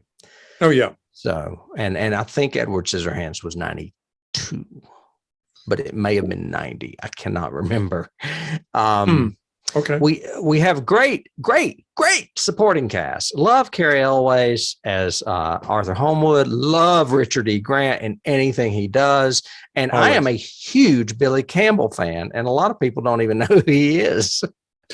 Have him watch Rocketeer. Oh my God, he's phenomenal in that movie. Yeah. Well, I love him because he was in the Tales of the City miniseries that aired in the 90s with Laura Linney. It's based on Armistead Maupin's books, the Tales of the City books. And I'm just a huge fan of those books.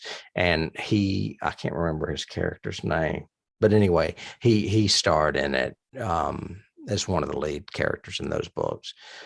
So I know him from those. They originated on PBS and were continued on Showtime and now continued on Netflix. Anyway, so I like Billy Campbell. As you mentioned, Sadie Frost played Lucy, who is great. But there was another choice, which I'm not sure I agree with or disagree with. So I want to know your opinion. Oh, God. Yes. Juliette Lewis was considered. I wouldn't cast her with Winona, but she could do Lucy. Yeah. I wouldn't have a problem with her at all playing Lucy. Are you saying you wouldn't cast her because they have the same color hair? Why? No, they're just similar. They're similar in facial structure. They're similar in. Winona's prettier. Juliet's not really much prettier. Much prettier. But again, that's the problem with the thing. Lucy should be prettier. Lucy is a socialite. Lucy should be sluttier. Well, okay. But you yes, not necessarily prettier, more sexual than Mina. Mina's more wholesome. Lucy's more sexual. I think Juliette Lewis would have torn up the frickin' evil scenes. I think she would have tossed that baby. She wouldn't have dropped that baby. She would have tossed that baby. She would have broken its arm off and been nibbling on it while she's talking to him. I mean, she's good. I think she would have had fun with that and done that. She would have gone, "Are you flirting with me?" I just don't. I swear I could watch Natural Born Killers over and over and over. That's one of my all-time favorite movies. She might have struggled a bit with the British, maybe, or she might have struggled with, I don't know. I just wouldn't, if I was casting it, I wouldn't, and I'd already cast Mina, then she would be out. I would have to find somebody else. Because, I mean, Sadie Frost is a brunette. They gave her the red hair for the movie. She's a brunette. So, but it works for her. I think it makes her very dynamic and very unique. Oh, she's fantastic. I mean, I'm not saying it should be recast. I just love imagining Juliette Lewis in that part. Yeah. Well, Sadie Frost was the one, even thinking about it for this, podcast and going back in my research, I was going, why did she not become bigger like everyone else? Because she was really strong in this and really good and memorable. And I don't know why she didn't, go on and do more stuff. I don't know what happened to her career. So there you go. I have one more casting note that I think you will find interesting. Tom Waits, who is normally a musician, but sometimes actor, was cast as... Oh, what's that? I was waiting for you to get there. Oh, yeah, he was cast as Renfield. He's not particularly memorable to me. Do you know who was offered the role but turned it down? You're going to be like, down? Turned Francis Ford Coppola down? Who? Steve Buscemi. He would have been great. He would have been great. He would have been so good. Did I ever tell you I was in an elevator with him once?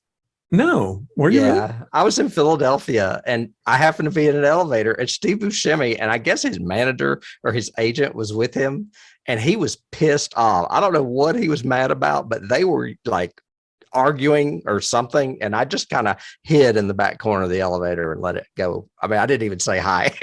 Wow. Yeah, it was weird.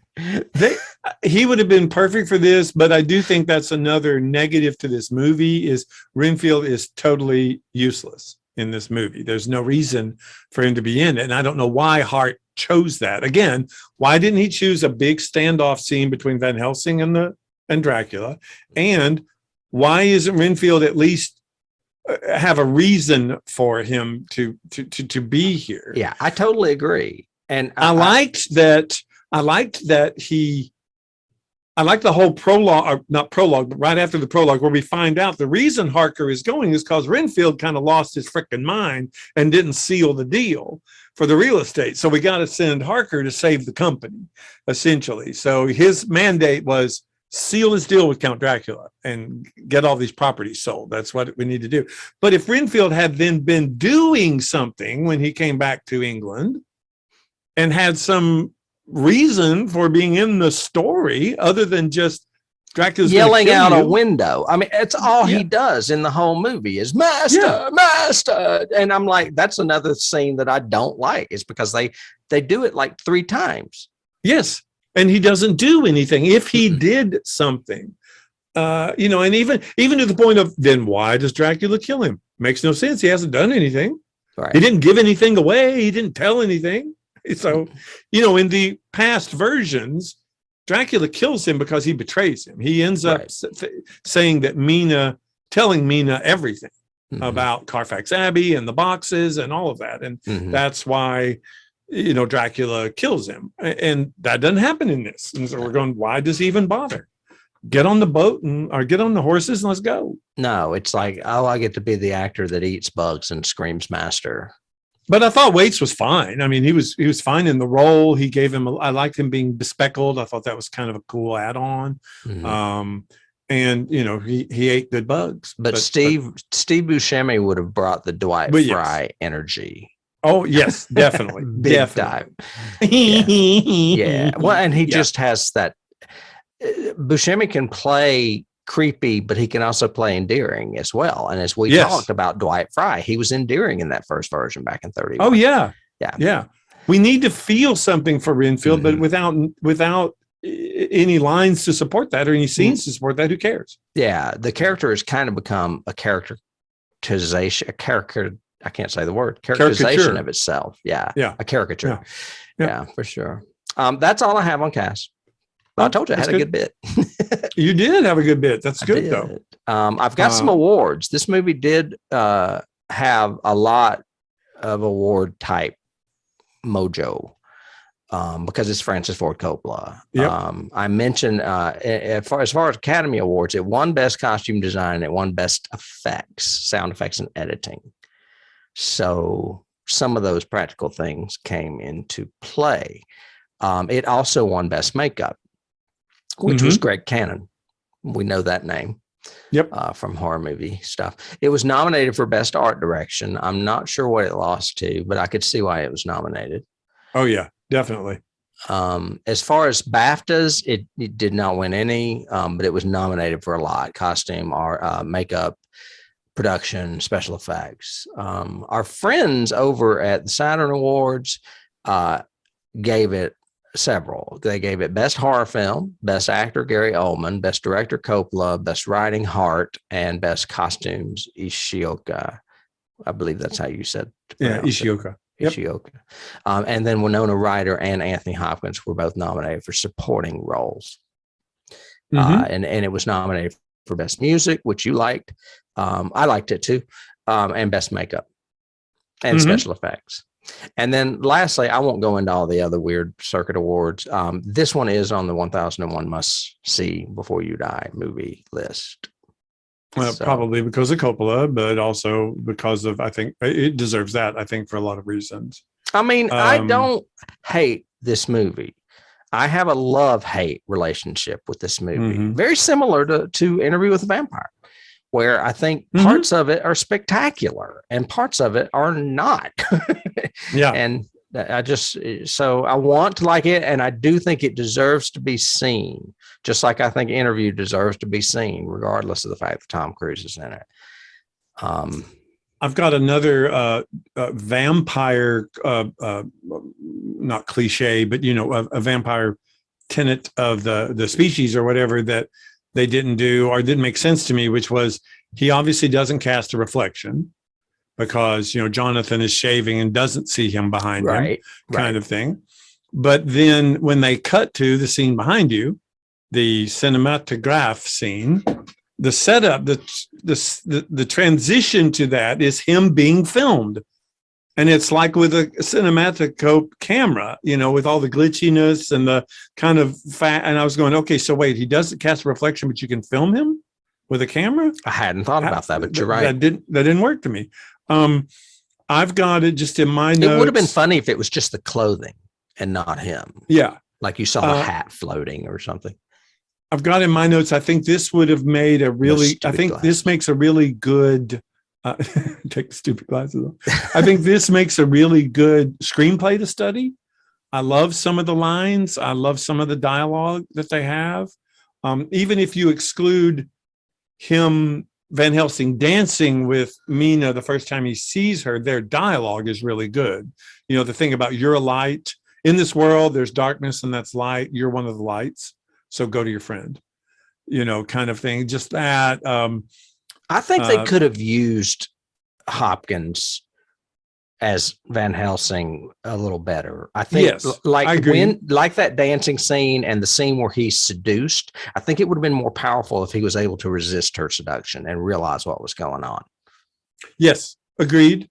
But dialogue like Dracula saying there's much to be learned from beasts. The big line everybody quotes, which is I've crossed oceans of time to find you. Yeah, I started to lead with that and I was like, I've crossed oceans of cyberspace to find you, David. Even Hopkins at the end, when he's beheaded these women and everything else, and he says, we've all become God's madmen, which I think is in the novel. I'm not certain, but it's a great line. It is a great line. So keys then, because we need to go back a little bit. Oh, wait, sorry. Before we do keys, I got one last thing, which is Lucy vomits blood all over Van Helsing. Did you like that scene? Yeah, that's fine. I don't have a problem with that. That was very Exorcist. Actually, that's a key right there. That's Exorcist. A good key. Yeah. Exorcist key. Because it was like, the fact that it was blood, we had not really seen it before. Yep. Yeah, I mean, not in what you would call a respectable horror movie anyway. Correct. I had one other trivia thing. Before we move on to keys, let's do this. And you may like this. It makes sense. You know how we've talked about how directors are friends and they get together and watch movies and say, "Oh, I think I would do that." We talked about it with Brian De Palma. And all of them were Coppola, De Palma, Spielberg, Lucas. But who was it that suggested something to Brian De Palma? I can't remember what it was. Anyway, no, Brian De Palma suggested to George Lucas that he have a prologue before his little Star Wars. Right. There's a major thing. Well, something very similar happened in this movie. Producer, director Francis Ford Coppola screened it for his close friend, George Lucas, who suggested that to make it a little more powerful at the end, it should be Mina that decapitates Dracula for the ultimate release and his reaching heaven, or so to speak. And Coppola agreed and took and shot it in 3 weeks before the movie was released. So yeah, you don't like the romance, but I liked that part of it. That was really good. That was very, very sad. I love it when she leaves him and he's reading her letter, again, homage to the epistolary, telling, and he's crying blood. Loved that. Thought that was cool. That's very Anne Rice. Yep. Very, very Anne so Rice. I guess I should put Anne Rice. That should be just a key right there. Anne Rice. It should be. Yes. Yeah. But I liked her killing him. There's a great Everything Wrong with Coppola's Dracula, or one of those that I watched, and it's talking through that last scene, and it says, "Don't ever let it be said that Mina Murray is swayed by beauty," because she leans down and kisses him, and he's got a slit throat and blood all over his mouth, and he's that old kind of semi-old and semi-bat kind of look makeup, and she kisses him right in the mouth. The whole time she did it, I thought it's going to taste like rubber. Because she's kissing basically latex is what she's kissing. It's not real. And I was like, "Ugh, that's kind of gross." Or it would be an old ghoul with blood on his mouth and you're kissing it. Same thing. Well, I mean, that would be if it were real. It is real, Tim. Movies are real. All right, I'm going to go back to just in case I have keys for the first one. This is a key that we mentioned when we covered Nosferatu last season. And that is that a lot of vampire movies came out this year in 1979, including this one, Nosferatu, Love at First Bite, the George Hamilton spoof, a movie called Nocturna, which I don't know anything about. It's probably foreign. And Dracula Blows His Cool. Oh, well, can't miss that. And also a movie, Vlad Tepes, came out, which was a Romanian movie that was sort of a historical feature. 1979 also saw the release of 2 other vampire movies, one called Thirst, no relation to the Robert McCammon book, and our favorite, Salem's Lot. So there were a lot of vampire movies in 1979. Vampires were big when I graduated high school. Look at that. Maybe that's part of my upbringing. Yeah. So it's interesting. I don't have that many keys. I've got a few. I've got burning the cross on the forehead. That's obviously a key back to the Hammer version, and that's in the 79, of course. And then we do it with the wafer in the Coppola version. I didn't have a problem with that. I thought that was kind of cool how it left that imprint on Winona's forehead. Yeah, and we know that he's finally dead because it goes away at the end. That was a nice touch, actually. I thought that was a nice touch and very romantic and very good. The no fangs, of course, similar, like you already said, similar to the original 31 version. Salem's Lot, all 3 of these have a burning cross in them that the vampire creates in some way. So that's kind of interesting. Where's a burning cross in Salem's Lot? Well, in Salem's Lot, he grabs the cross. He grabs it and like bends. But that whole confrontation over the cross being insignificant, I guess, or not a good weapon. And then the only other one I've got from the 79 version is James Bond as a key, because the choreography Yeah, Blofeld. Blofeld is eating the cat in all of the James Bond movies. No. But now you've made me think, I wonder if that's why he had the cat as Blofeld. So you can't cut away from him. You can't cut away from him. He's petting that damn cat.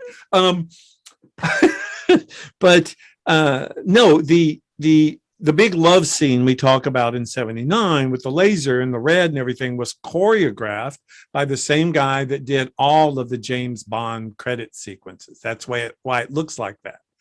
As a matter of fact, somebody even said, if you took a James Bond song, any James Bond song, one of their hits, Spy Who Loves Me or whatever, you could put under this and it would look exactly the same. Well, the Spy Who Loved Me would be perfect too, because it's the same era. Yeah. Use that late 70s kind of sound. Carly Simon. Yeah. That's awesome. So those are my keys from 79. My other ones from 79 are ones I'm just going to recap ones we mentioned already. Ken Russell, obviously. You mentioned the Who's laser, which I find funny. Ghost Story. We were talking about elder respected actors coming in and doing horror movies with Laurence Olivier.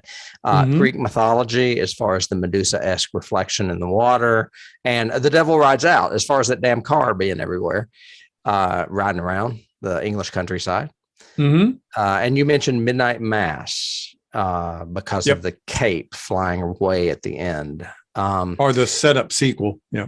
Right. Potential sequel. And then moving forward, what about keys for this one? Well, it's interesting. You said Medusa, and there's definitely a Medusa reference in the Dracula, the Coppola one, because one of the brides has snakes in her hair. Yes. And they actually move. So, she literally is Medusa. So I agreed with that. I thought about that earlier and forgot to mention it. Yeah. Let's see. I have, and some of these I actually took from research, and two of them I have a question about. So I want to know if you may know, but one is, there's definitely a shining key for me, because at the beginning of 79 or in 79, in the Coppola version, when Dracula arrives, they're running through a hedge maze. That's where the girls are running through. So that was a very key for me. Exorcist twice, not only with Van Helsing's arrival, but then with Lucy blood. Doing the blood vomit. Yeah. A key that's Coppola on Coppola, which is the whole cutting from a religious ceremony to a tragedy happening at the same time. So we are cutting between this wedding of Jonathan and Mina at the convent.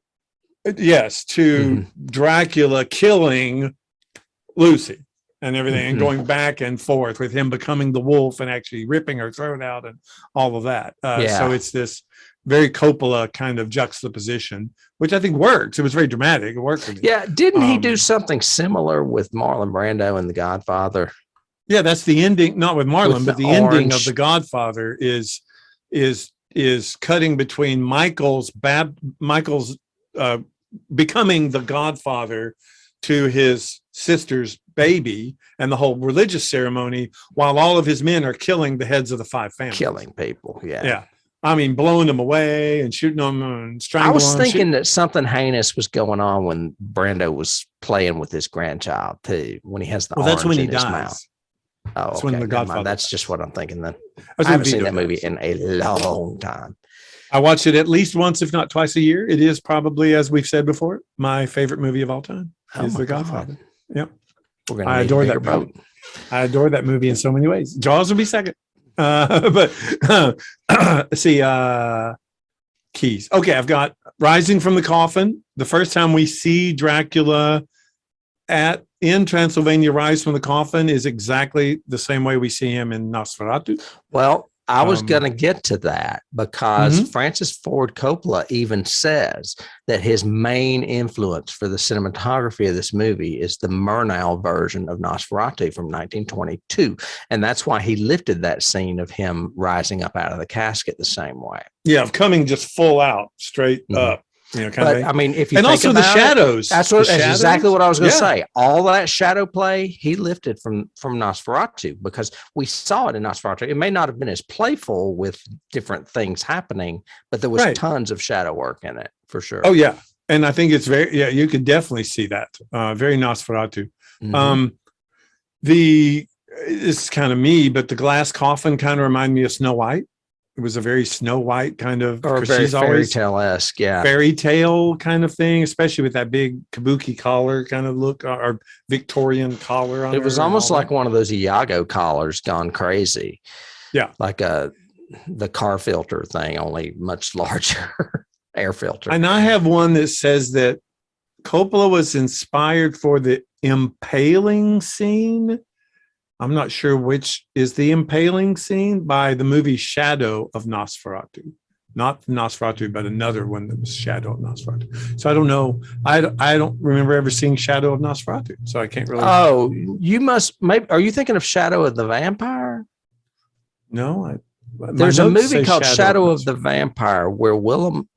That's the making. That's him being the guy that played Nosferatu. Yeah, it's Willem Dafoe playing Max Schreck.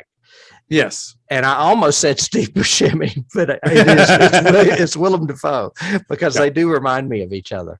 I thought maybe you just had the title confused. Maybe it was from Shadow. I may have in my notes, but that's what it says in my notes. Impaling scene inspired by Shadow of Nosferatu. I will write that down and try to look it up.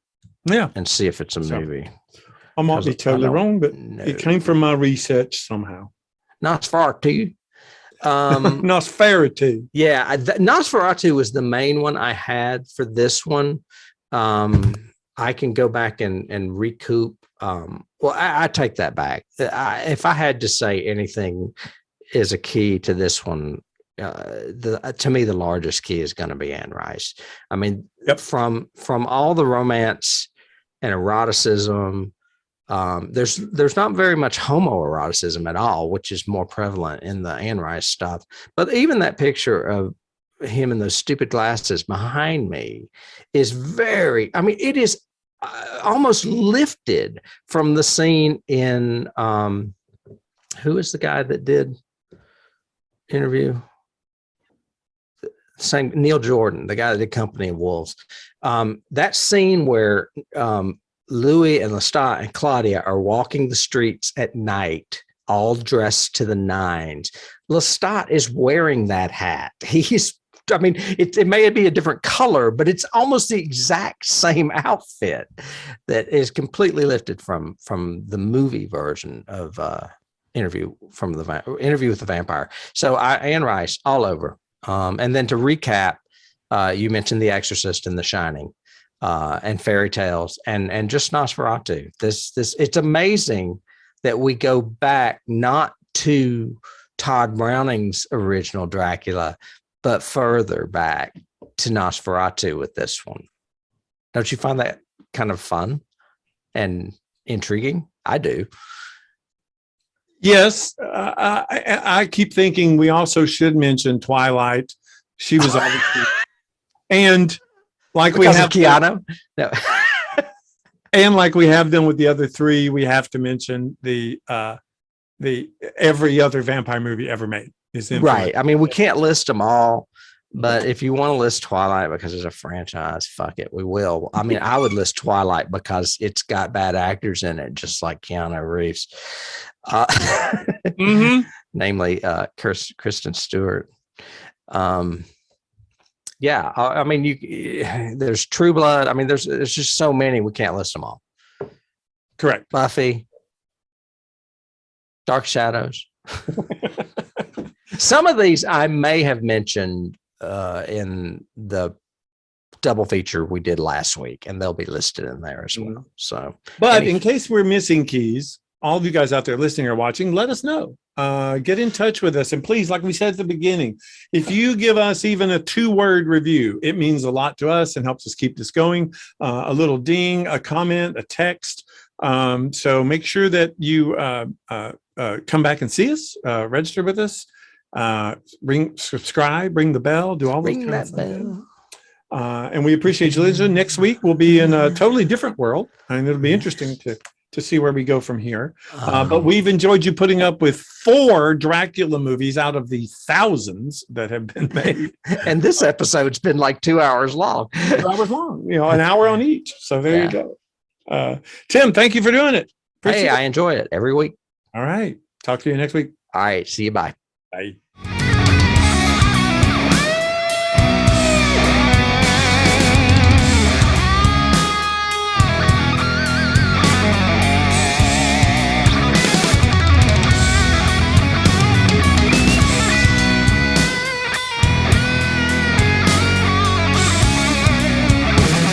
You can't start the car. Johnny has the keys.